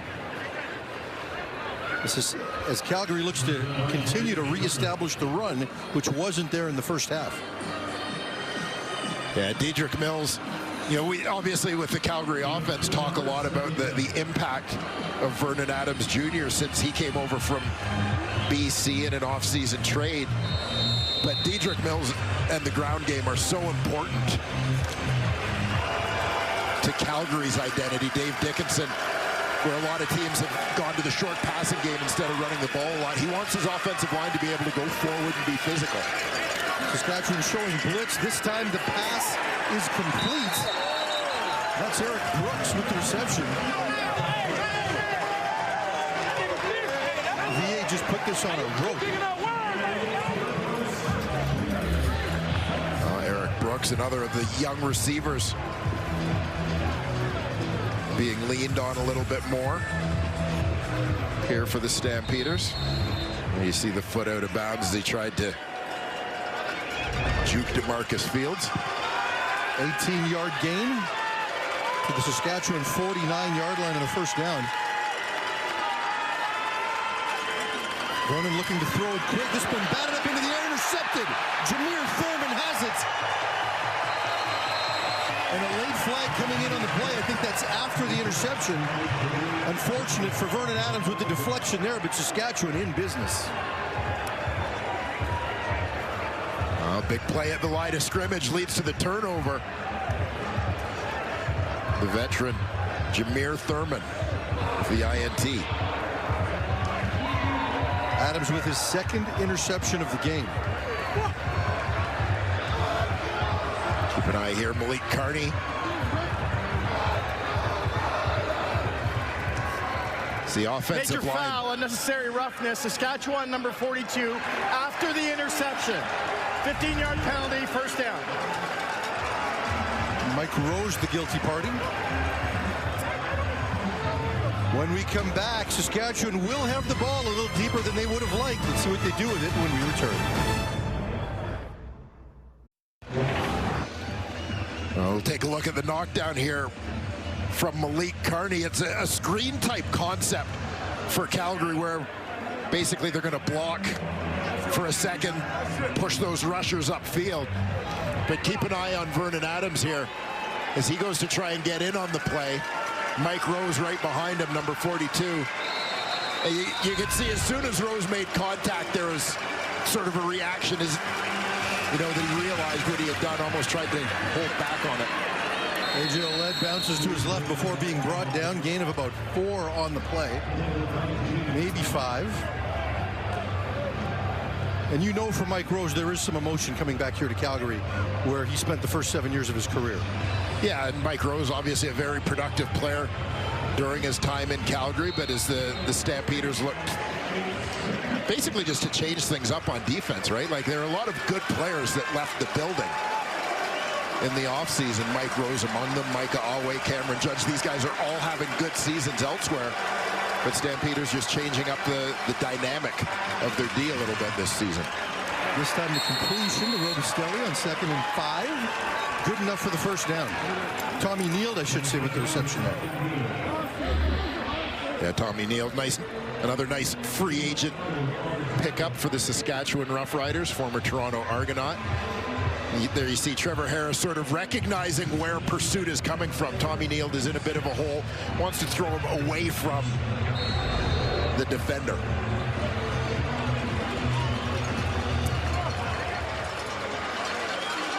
Riders trail by 6. 5.5 minutes to go in the third quarter.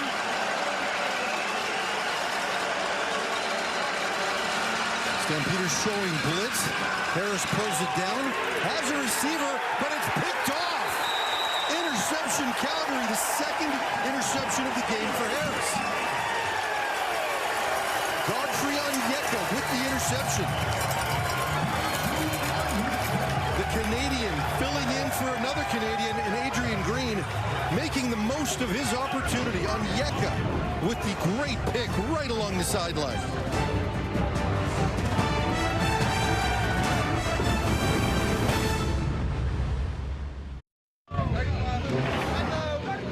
Godfrey Onyeka making his third start of the season, his first career interception in 7 years. Yeah, and Onyeka just takes this ball away. You see a little bit of pressure on Trevor Harris, tries to get it out to the sideline to Myers. Looks like the Rider receiver gets his hands on it, but Godfrey Onyeka gets a better piece of it, pulls it away.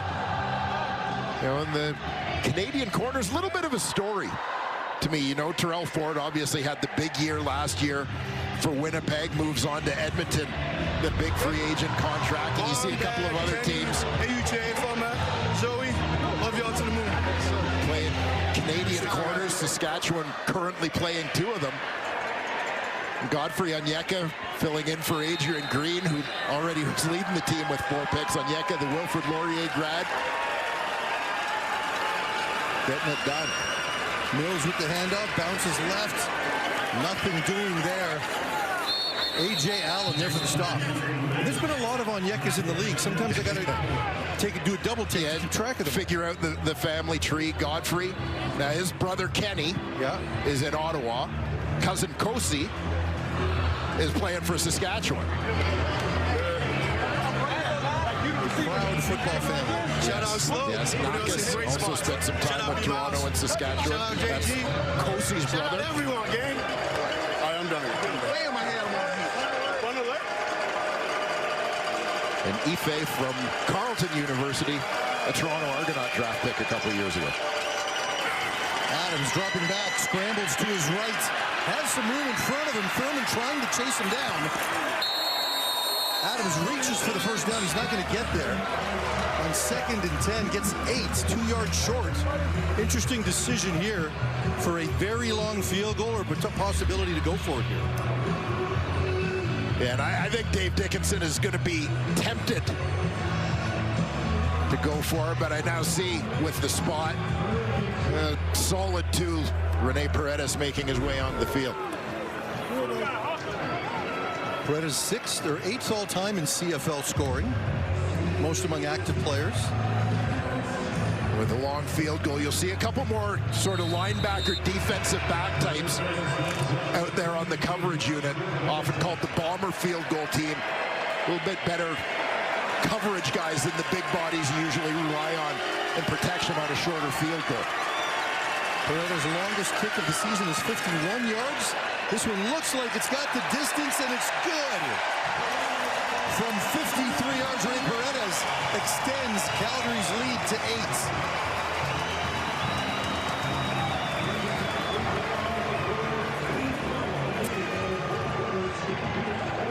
Trevor Harris will get the ball back here after the field goal, and one of the things he's really credited his success this season has been his continuity. With more on that story, here's Chantel. Yeah, Trevor Harris has been balling out for right now for the season. He's throwing over 70% when it comes to his completed passes, and I had a chance to talk to him, and he really attributes that success to being in the same system for a second season. And I asked him how that's helped him. Well, he said, listen, I haven't been in the same offense for consecutive seasons for 7 years.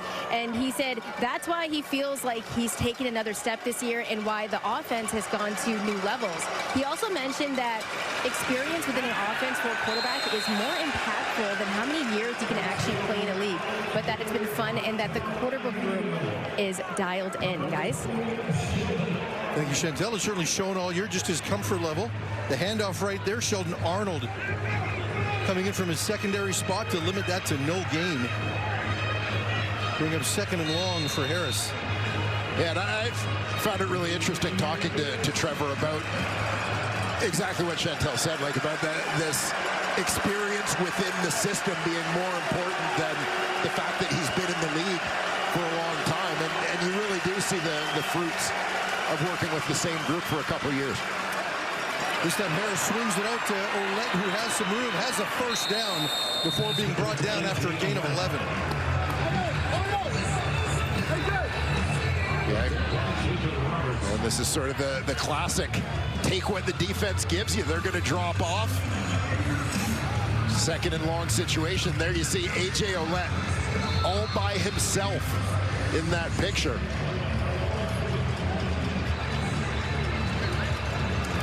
Enough space for Ouellette to move the sticks.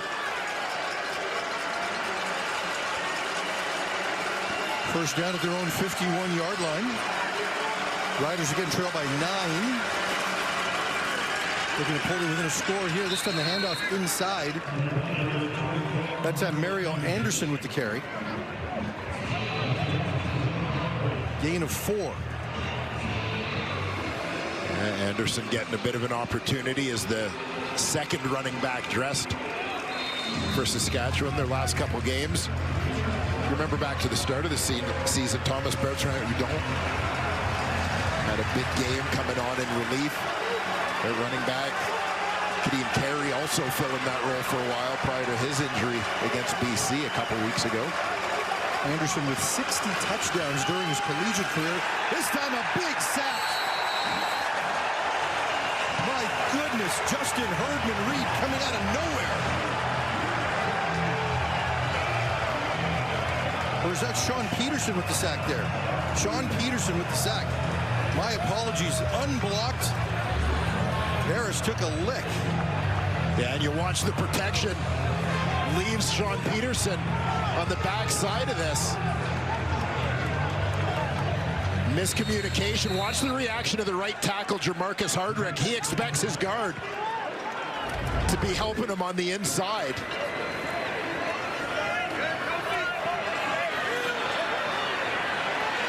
Not much space for Horton as he gets taken down at his own 16-yard line.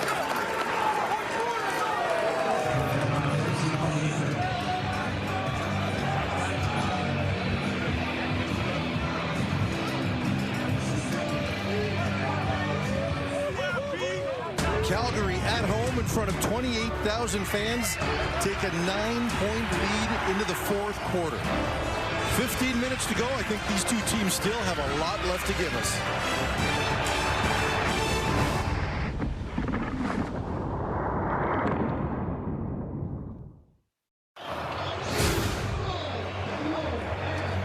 Well, you take a look at these numbers after 3 quarters. The Calgary Stampeders gaining a little bit of traction, that running game picking up, and that leading to some success in the passing game.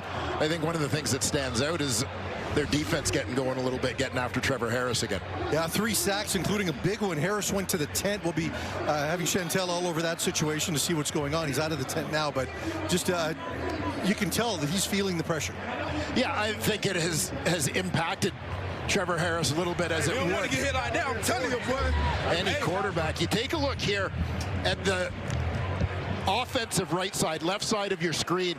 Tackle Jamarcus Hardrick, guard Zach Fry. Hardrick sees the rush go inside. He expects to have help on the inside. But Fry had also turned in, and that leaves Sean Peterson a straight run to the QB. Hardrick clearly not happy. Mills breaks 1 tackle, breaks a 2nd tackle. Still fighting. Gets it to about the 23-yard line. Pickup of 6 on the play. Almost 7. Let's take a look at that hit on Harris again. Yeah, takes that shot. Again, unobstructed. You just worry about the head as he comes down. A little bit of a jolt there for Trevor Harris as he hits the turf. So hopefully he's okay and able to remain in this ball game. And a perfect job at Peterson of finding the strike zone. Yes. 6 inches higher, and that's a penalty for hit to the head. Yeah. But he hits him in the shoulder.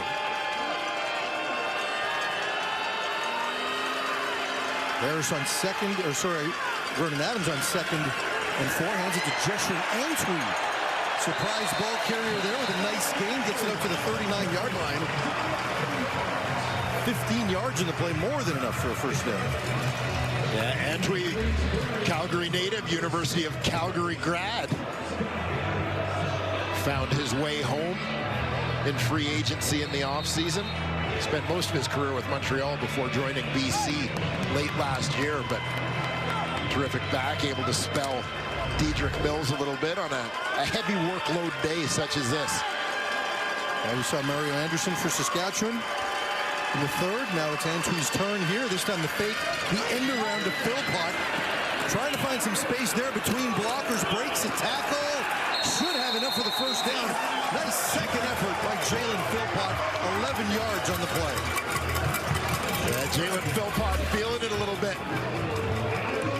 We've seen him a few times chipping in on the run game. And, you know, this is the type of play, as you saw, the path that Calgary elects to take with that, where Jalen Philpott goes behind his quarterback and takes the handoff rather than going in front of him and taking a shovel pass, where it would be an incomplete pass if there's an issue. This is one of the things Dave Dickinson talked to us about. For their mentality offensively, they don't want it to be a pass play because they want their offensive line to be able to attack and go forward on a run play. Philpott with more rushing yards than he does passing yards. That probably changes after this one. Gain of over 20 for Philpott, 22 yards, and another first down. Well, the Calgary Stampeders have to be enjoying having a healthy Jalen Philpott in their lineup, as you're really starting to see this young man's talent shine through. Well, it's Tyson's turn. Right, every year they alternate injuries. Yeah. Tyson, I know you're watching. You're not going to be happy I said that, but that goes all the way back to their time in Calgary. They took turns. They're brothers. They share. Tyson Philpott expected back shortly after the bye for Montreal. I'm sure that Jason Moss will be excited to see that. Dedrick Mills with the carry here as Calgary tries to lean on their run game a little bit longer with a 2-score lead. 11.5 minutes to go in the fourth quarter of this big Western showdown. Yeah, and you saw Dedrick Mills and find some traction in the third quarter of this ball game. They want to keep that going. You know, one of the stats, again, that caught my attention in the lead up to this ball game is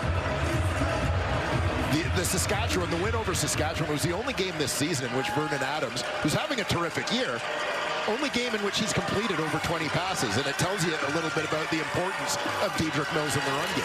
12 completions for VA today. Number 13 right here to Philpott again, who's coming up big on this drive.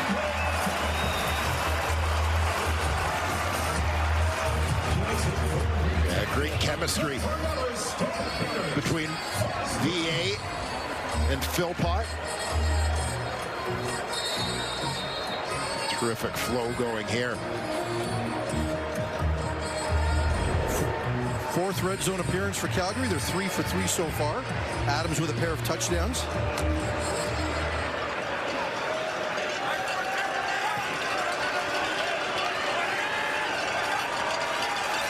This time the sweep to Brooks. Brooks looks to cut back on Allen. Not much doing there. Gets to the 12-yard line. Pickup of maybe a couple. A critical moment for both of these teams here. Big second down. Saskatchewan hoping they can keep this as a 2-score game, limit the Stampeders to a field goal attempt. Obviously, Dave Dickinson with a completely different idea of how he'd like to see this drive play out. Mace needs his D to come up with a stop here. 2nd and 8 yards to go. Adams drops back to pass, just a 4-man rush. He has a receiver, Brooks. Touchdown, Calgary!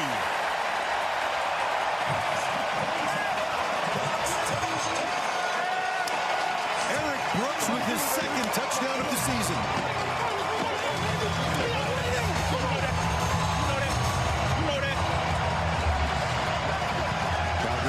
Is going to stay out there and go for 2, but let's take a look at Vernon Adams' latest touchdown pass, just over Tavon Campbell on the corner into the waiting arms of Eric Brooks. And we knew one of the storylines coming into this game was that some receivers were going to have to step up for the Calgary Stampeders in order for them to be successful. And we have certainly seen that. Jalen Philpott, really their most experienced receiver available for this ball game, leading the way. Aggressive play here for Dave Dickinson, going for 2, trying to go up 17 points and make it a 3-score game. Adams Adams scrambles to his left. Is he going to keep it? He is. He's going to keep it and score. Vernon Adams puts his team up 17 points with just over 9 minutes to play in the fourth. Vernon in a little celebration performance, I think, for a couple of Rider fans over in the end zone bleachers. An 8-play, 93-yard drive capped by a perfect throw from Vernon Adams to Eric Brooks. Stamps in control at home.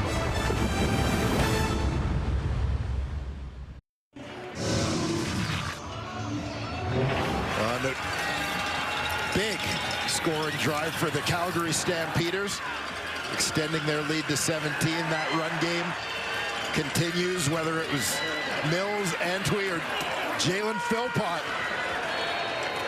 And Philpott really carrying the load for the Calgary Stampeders on that drive. Couple of big catches. And then Adams to Eric Brooks for the touchdown, and VA making it a 3-score game with that 2-point convert.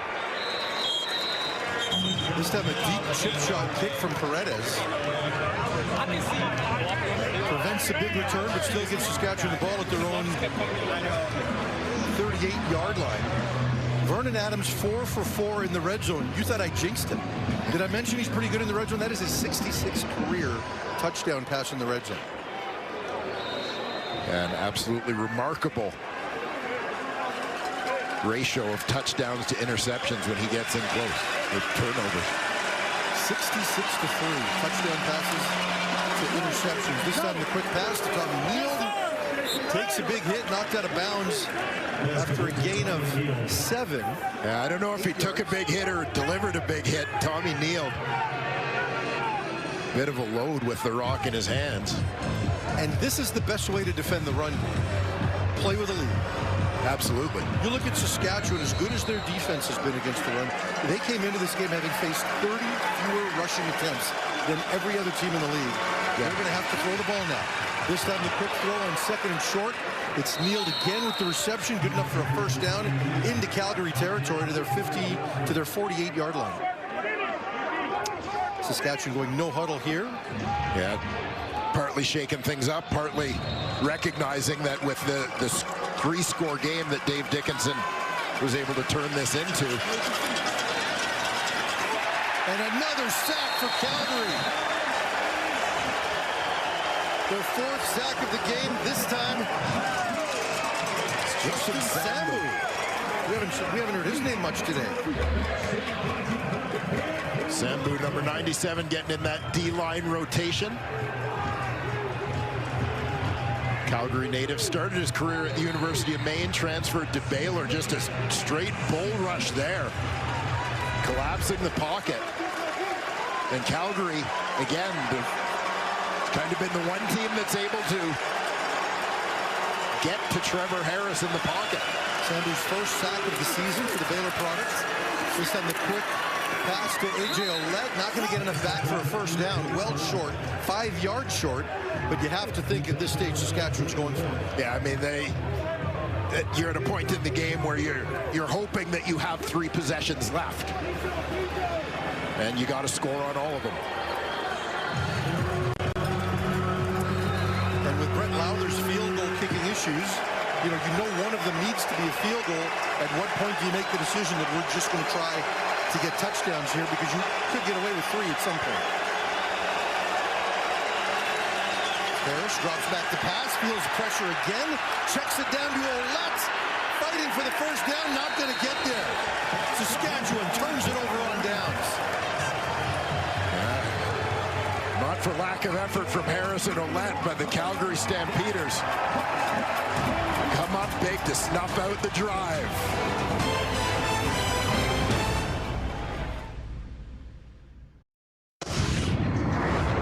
Purolator Tackle Hunger Day at McMahon Stadium. For over 20 years, along with the CFL and its member clubs, the Purolator Tackle Hunger program has delivered over 25 million pounds of food to families in need. Go to PurolatorTackleHunger.ca to donate. One of the great initiatives in the Canadian Football League. It's teams and its fans doing a fantastic job to support it.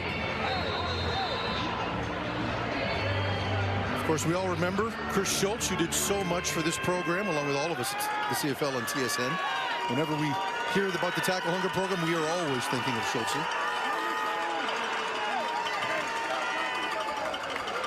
Calgary takes over from their own 41-yard line after a big third down stop, and we will see a lot of Dedrick Mills the rest of the way here.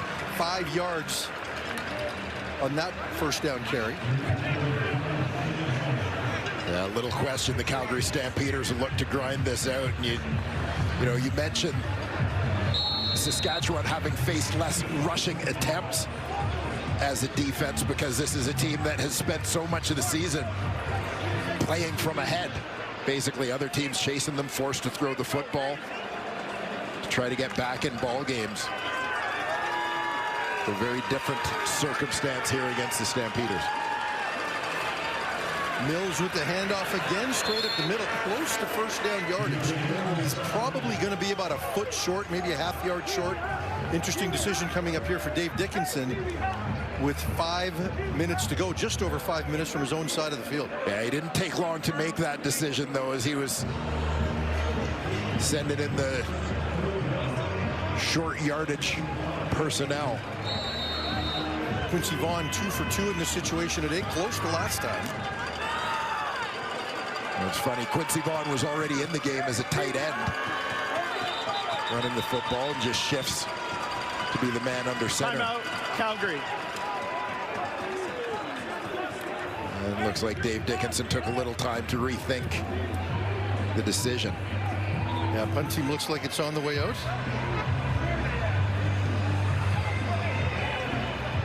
Maybe did look a little longer than we originally thought. Yes. No need to give Saskatchewan life here with a 3-score lead.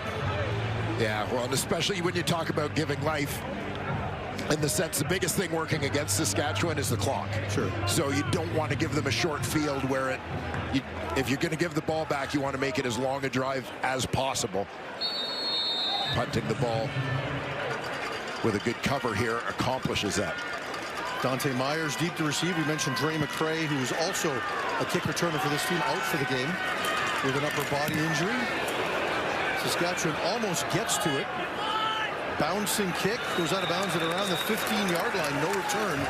An effective kick for Calgary. Meanwhile, 4:39 to go when we come back to Calgary. Is there a comeback to be had?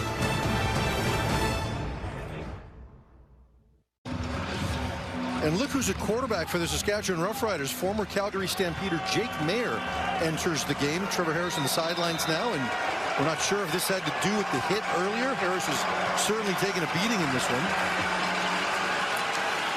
This time the give inside to Anderson. Anderson breaks some tackles.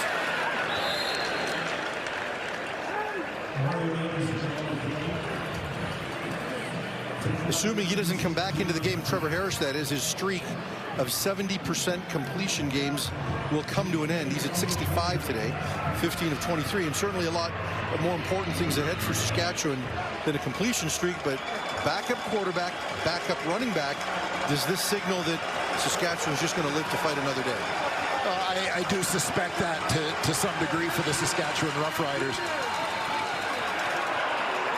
And Mayer takes a big hit from Hutchins, trying to swing it out to Anderson.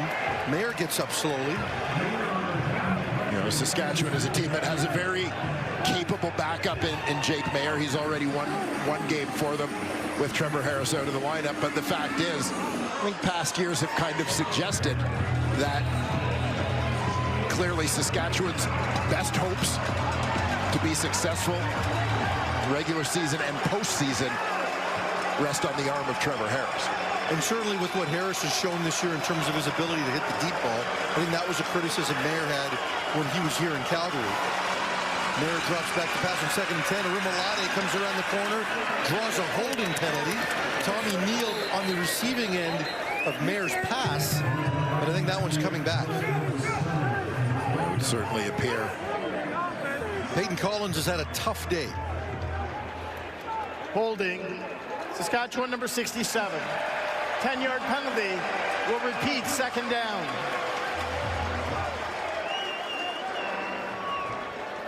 Calling that one on Fry, not Collins on the edge.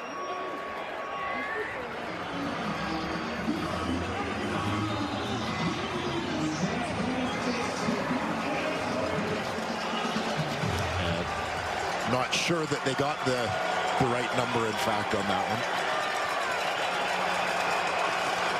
I think it may have been Collins on the outside.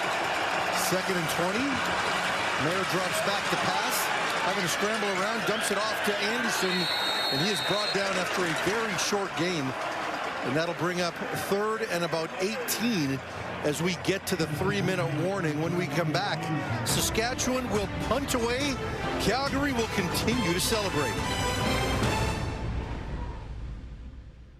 All right, Dwayne, I know this was big, but this is bigger. OK Tire Labor Day weekend next Sunday, Winnipeg at Saskatchewan. Toronto takes on Hamilton. Edmonton against Calgary back here in McMahon. And, you know, you have to think that Corey Mace is saving it a little bit with his quarterback and his running back for that big one, which with them losing this week gets a whole lot bigger because that breathing room between them and Calgary is now gone.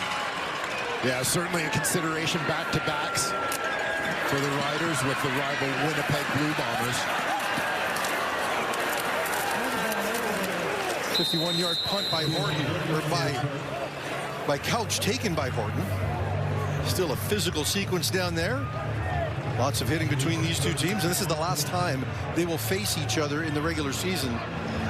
But I'm sure they're looking ahead at some point to a rematch in the playoffs if it gets to that. Well, there's obviously that potential, and the way things have played out in terms of the regular season standings to this point would suggest that that's a reasonable possibility.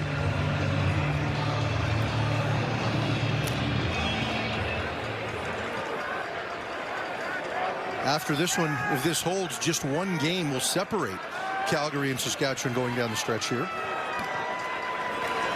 Handoff to Mills again, bounces to his left before being brought down. Gain of 5 on the play.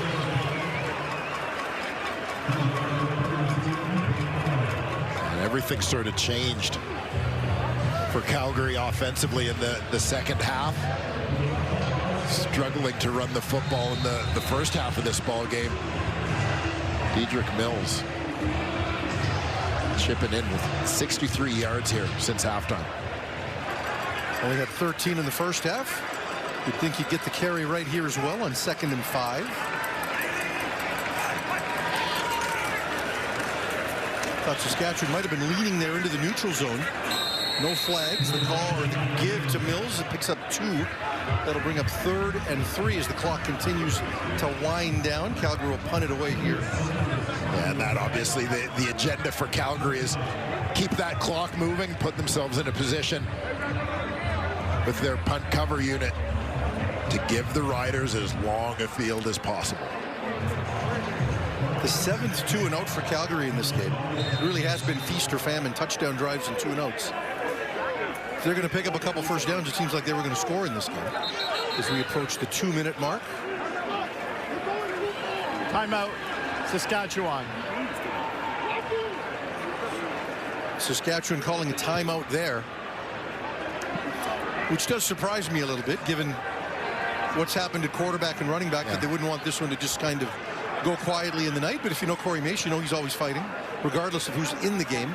Absolutely. Wants to give them the best opportunity to have some success.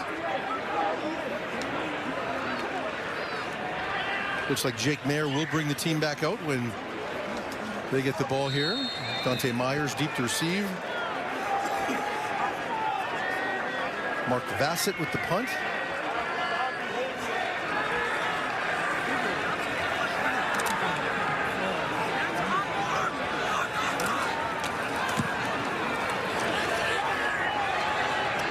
Punt taken at his own 15-yard line. Myers tries to give ground to get the corner, but Bailey Devine Scott again with the tackle.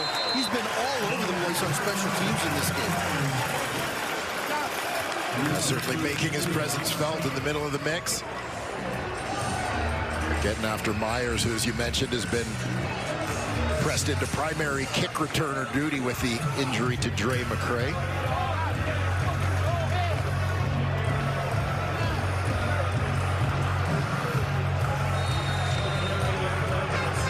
1:54 to go, a 3-score game as Saskatchewan takes over deep in its own end. From their own 14, Jake Mayer at the controls.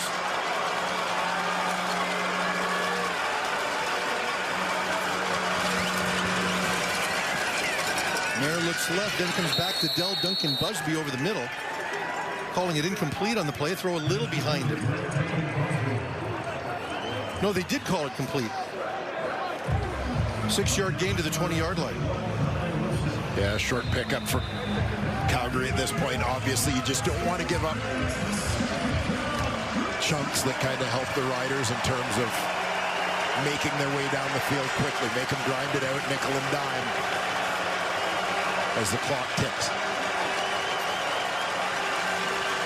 Mayer drops back to pass, looking over the middle. Has a receiver, Keyshawn Johnson, with the nice catch. He still wants to play.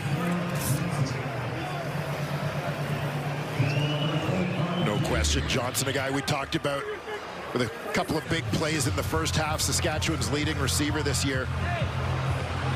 You know, nice arrival. He goes over the 100-yard mark with that catch. But, you know, when we've talked about guys like Justin Hardy, Austin Mack, and others who have been around the NFL a little bit can come in and have an impact. Keyshawn Johnson filled that role for Saskatchewan last year. Who's that guy? He looks funny in those colors. Adam Bighill, future Hall of Fame linebacker, getting closer to making his Calgary Stampeder debut from what we hear. Yeah, he's ready. He's chomping at the bit to get into the lineup. It's tough given how well their linebackers are playing, but Labor Day is certainly an opportunity.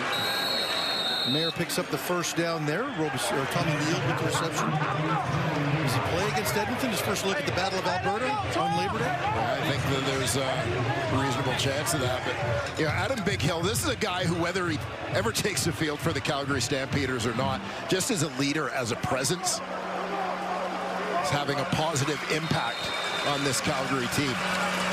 There certainly is a culture piece that comes with Adam Bighill. Completion to Robustelli. Out of bounds at the 47-yard line.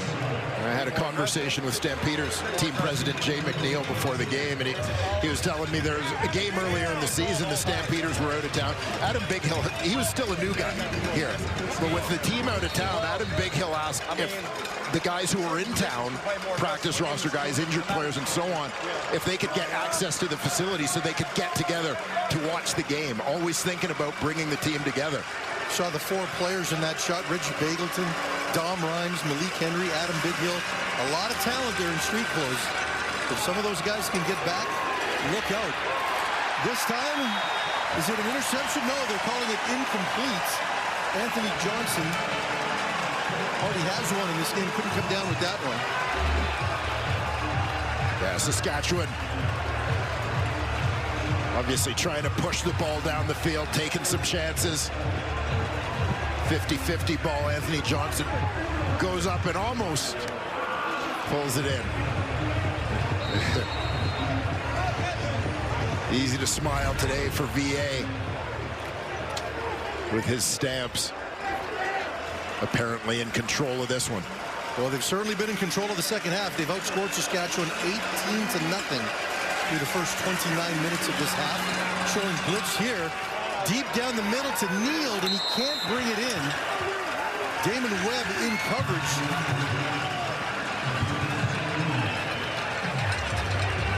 Jake Mayer probably would have liked to have hit a deep ball against this team. Yeah, and it was good recognition, good execution in terms of your blitz adjustment and read. Jake Mayer taking that shot down the middle, but just slightly beyond the reach of a diving Tommy Neal.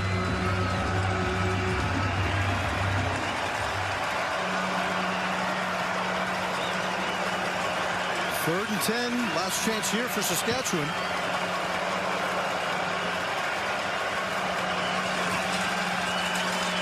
Mayer dropping back, pressure in his face, makes the completion. Myers with the catch. The ball is loose. They're ruling it a catch and a fumble. Calgary recovers, and they will take over. Let's take a look at this. Did he have possession long enough for the catch. Goes up and gets it. A little kind of double catch there, but looks, you know, in slow motion, it looks like he has control of it for a second, but that may tell a different story if you look at it in full speed. Automatic review from the replay center. It's an incomplete pass. It's first down, Calgary on downs. So that turned out better for Calgary because they get the ball in better field position. But with 28 seconds left, I think we're just looking at a couple of kneel downs here. And let's take a look at the standings in the West. And there you see is the CFL on TSN. Decision desk has given this one to the Calgary Stampeders. As you mentioned, now just a one-game lead in the West Division standings for the Saskatchewan Roughriders. Well, that makes it a whole lot interesting coming down the stretch. BC had a chance to tie Winnipeg, but Toronto certainly did a number on the Lions in Toronto. So they go into the crossover section there.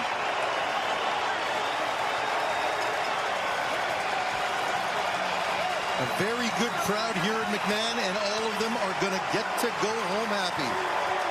It is Saskatchewan with Calgary with an outstanding second half performance to take this game 32-15. Dave Dickinson in his 150th career game as a head coach goes home happy.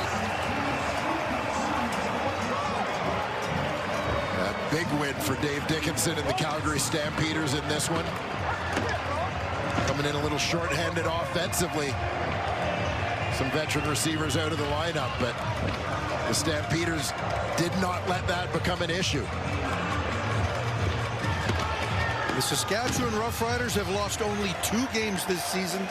Both of them have come at the hands of Calgary, both by at least 2 touchdowns. Calgary has this team figured out. Will they see each other again in the playoffs? We'll find out, but first place is very much up for grabs in the West with this Calgary win. Don't forget, next week it is the Labor Day weekend. Games on Sunday and Monday.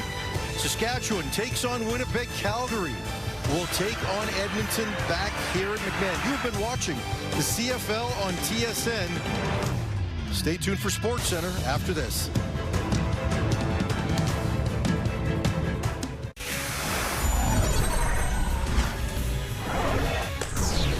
Welcome to SportsCenter. Laura and Nikki here with you. Let's begin where we just left off, Laura. The Roughriders and Stampeders. And Roughriders can't seem to solve the puzzle. That is Calgary. Their only 2 losses this year coming to them. And that's the thing with the Calgary Stampeders. That defense very dangerous. That offense getting healthier and healthier. And you got Vernon Adams Jr. throwing the ball around.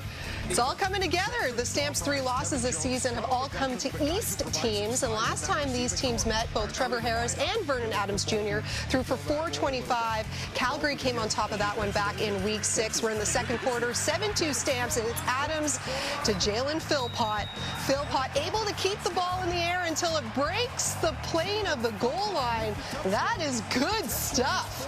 First touchdown of the season. Great heads-up play as the Stamps up by 12. Now, Harris had just 10 passing yards on 2 completions in the first quarter, but later in the second finds Keyshawn Johnson, who has some space. And he's going to fight his way inside the 5. A 62-yard catch and run. 2 plays later, it's Harris to Dante Myers for the touchdown. That's his team leading 6th of the season. The Riders looking to start 9-1 for the first time in franchise history. Then on their next drive, Harris added again to Dell Duncan Busby. Harris had 141 passing yards in the second quarter alone. The Riders take the lead up 15-14 at the half. Now in the opening drive of the third quarter, it's 1st and goal for Calgary. Adams to Dalen Baldwin, and he comes down with it.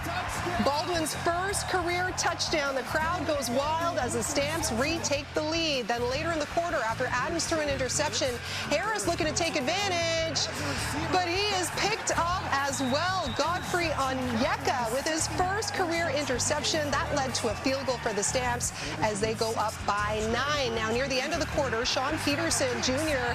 gets to Harris.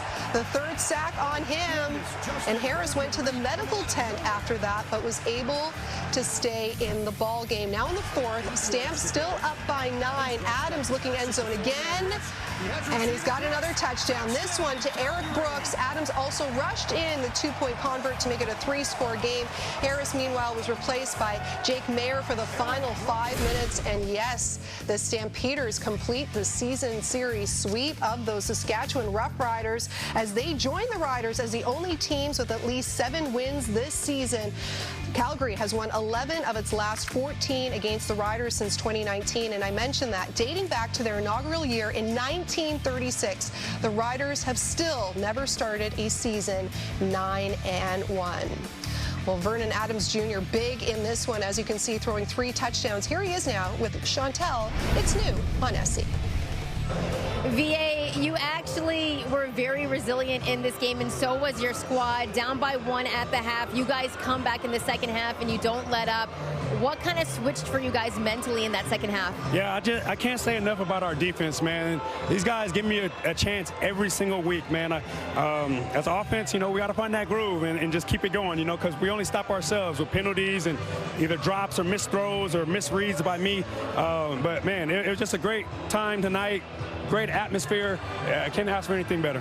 You and Jalen Philpott have really developed chemistry. How has that kind of emerged this season? Yeah, it's been awesome, man. Jalen's done a great job filling in for Reggie and knowing the whole offense, different positions. He's just a great talent, man, and I'm just happy to see him doing his thing. Got his first touchdown tonight, so I'm happy to see that. Now, I know this is a rivalry game. There's only 1 point pretty much that separates you guys in the standings, and this was a game where people were labeling it who is best in the West. How good does it feel to sweep the Roughriders? It feels good, you don't win Grey Cups in August. What are we, August? Yeah, you don't win Grey Cups in August, so, we got to do it when it matters. But we heard all the talk over there, so, we wanted to make sure we come out here and we gave our fans a great show. Thank you so much for your time. Thank you. God bless. Go Stamps. We heard VA just mention there Jalen Philpott. Well, let's hear from him now as we continue with New on SC. Jalen, you had quite the second half. How were you feeling, and how has your confidence just risen throughout the season? Yeah, I owe it to my team. They put me in the positions to make plays, and that's all I can ask for. So we knew it was going to be a dogfight, like I said, coming out here, and we just came out here and just showed the West that, hey, man, we're a team to play with this year, and this is just Stampeder football. You mentioned your teammates. Your defense was absolutely balling tonight, 4 sacks as well, and they also didn't let the Roughriders score another point in the second half. How much confidence are they playing with right now? Oh, man, they're playing with the most confidence, man. Those guys, man, I tip my hat to them every day in practice. It's a dogfight for us against them. So we tell them, hey, man, we're just trying to make practice harder for you so the game becomes easy. So just that constant day-to-day grind between the offense versus the defense, and we're just trying to make each other better every day. And you talked about it, the best in the West. This was the game that was supposed to prove that. Yep. And you guys are pretty much behind each other in the standings right now. How important was it to sweep them? Yeah, I kind of said it earlier in the week. Statistically, it looks great, but at the end of the day, it's a CFL. We know it comes down to that final week, the final whistle, 3 minutes left in the game. So we're just going to keep stacking games, and we expect to see this team when it matters. So we're just going to keep stacking chips. Congrats on the win. Awesome. Thank you so much. Meanwhile, Lions taking on the Argos. It was exhibition day in Toronto. Tickets got you free admission into the CNE. Look at these guys. Hamill taking full advantage. Are they working hard? Barely, hardly working. Yeah, sure. Working hard. Let's pick it up tied at 14 in the second. Intercepted Argos. Benji Franklin has it. Can they catch him there? Franklin takes it into the end zone. Nathan Rourke is picked. Benji Franklin gets 6. You're jealous you're not at the X, right? Sure am. So, okay, yeah, that was a 57-yard pick. 6 in front of the largest Argos crowd since 2018. And these fans were in for a heck of a game. Next Lions drive, Rourke to Devon Catoy, who ties it up at 21. Second time those two connected for a TD in the half. Next Argos drive, Nick Arbuckle answers back to wide open Kevin Mittal. A wild first half that saw just 1 punt from each team. Now 28-24 Argos in the second half, and Arbuckle airs out. This one deep down the field to Dejon Brissett, that's good for 57 yards. That led to another Argos TD next Toronto drive. And Arbuckle, he's going to go deep again. This time he finds Jake Herslow for a 40-yard score. That puts the Argos up 42-30 heading to the fourth quarter. And Arbuckle just kept on firing. And of under 48 hours. So kudos to you, our Iron Man this week. Week 12. Here's Arbuckle deep again and open again. And Herslow. It is relentless as he reaches for the end zone. No stopping the Argos on this day. Touchdown after touchdown. Herslow again. That is Arbuckle threw for 430 yards and 3 TDs in this one. He leads the league in passing and is now on pace for almost 5,700 yards. Under 5 minutes to go. Roar gets strip sacked by Wington McManus, his second turnover of the game. The defending champs snap a 3-game losing skid and win 52-34 in front of their largest crowd on exhibition day. The third win of the season. What does this win represent? About damn time, honestly. But it just represents how we never quit all year. Not putting too much stake or importance on the individual success, just the offensive success. 52 points is, I think our season high, and that's the most important part. We all need to be better. So, I mean, we'll continue to coach and, we'll look at the film and evaluate where we're at.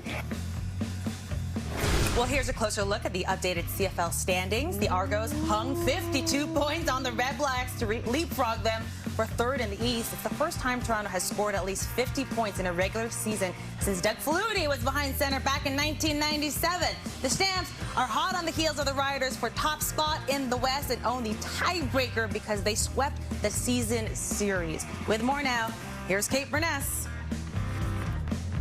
Alongside Enoch Mwamba, Dave Naylor, Milt Stiegel, and the doubleheader did not disappoint on Saturday. I'm not just talking about all the fun and excitement we had at the CNE here, but we'll get to that in a few minutes. Dave, when it comes to the Calgary Stampeders, we looked at this game. We said by far it's the marquee matchup of the weekend.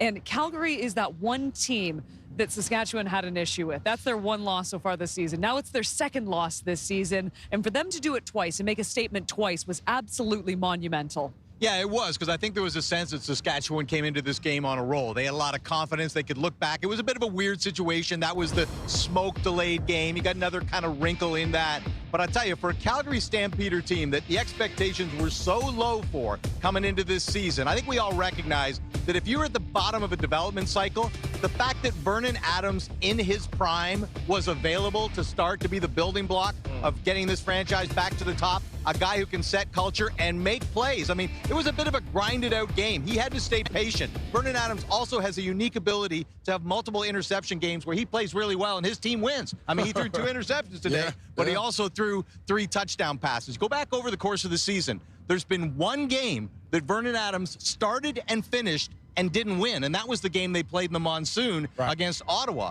Other than that, Vernon Adams has been perfect as a starter for Calgary, and you mentioned they've beat him twice. They're not on the schedule again. The only time they can meet again would be playoffs, baby. Playoffs? Great win for these Calgary Stampeders, and coming into this game, Saskatchewan Roughriders were the hottest team in the CFL. Reason being because they controlled the offensive line. Defensive line was getting after the quarterback.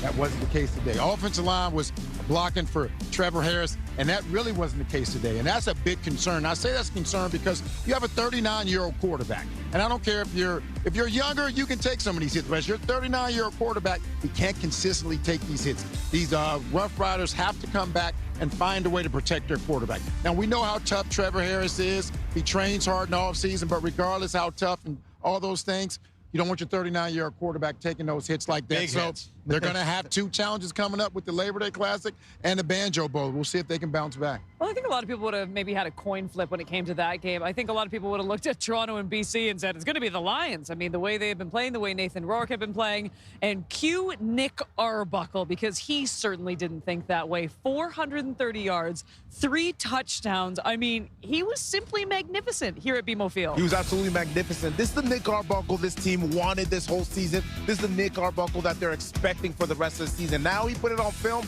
This is the expectation going forward. You talk about the numbers that he put up tonight. This is without Coxie, the #1 receiver in the CFL right now. And so for him to be able to do that and find different receivers across throughout the game, and including an amazing performance by Herslow tonight as well, it is amazing to see this performance by this offense. And if they can continue to go like this for the rest of the season, they are giving themselves a chance. And at this stage in the season, and because of how they started the season, that's all you can ask for. So Nick Arbuckle, the way that we saw him today, this is what this Toronto Argonauts team needs. Second place in the East may be wide open when you look at the way the division's playing out.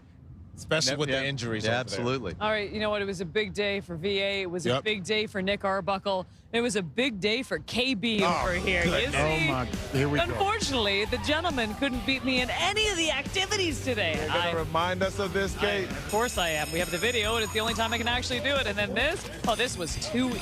You got cheated. No. You can't even cheat at this. You can't cheat at whack-a-mole. 3 for 3, gentlemen. Better luck next time. Have something with the CNE. Kate is not competitive at all. No, she's not. She's very gracious in losing. Well, here's an early look at the Week 13 matchups in the CFL over Labor Day weekend on TSN. The league best Riders will host the Bombers on Sunday night. Then the Argos and Ticats will kick off the Labor Day double dip on Monday, followed by the Battle of Alberta.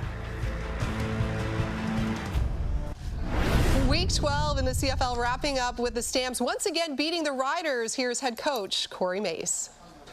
And their defensive line just looked like at times it dominated your offensive line. Just the impact of Calgary's front forward, front center. Yeah, no, they've been tremendous. 96, 97, 12. 93, 58. I think they all made plays that were disruptive all night, and they made it tough on us. They're not a group that blitzes a lot, so they're just, they're getting things done before. We got to do a better job, up front to keep the quarterback upright. But that's a credit to them and credit to their coaches. They had a good night.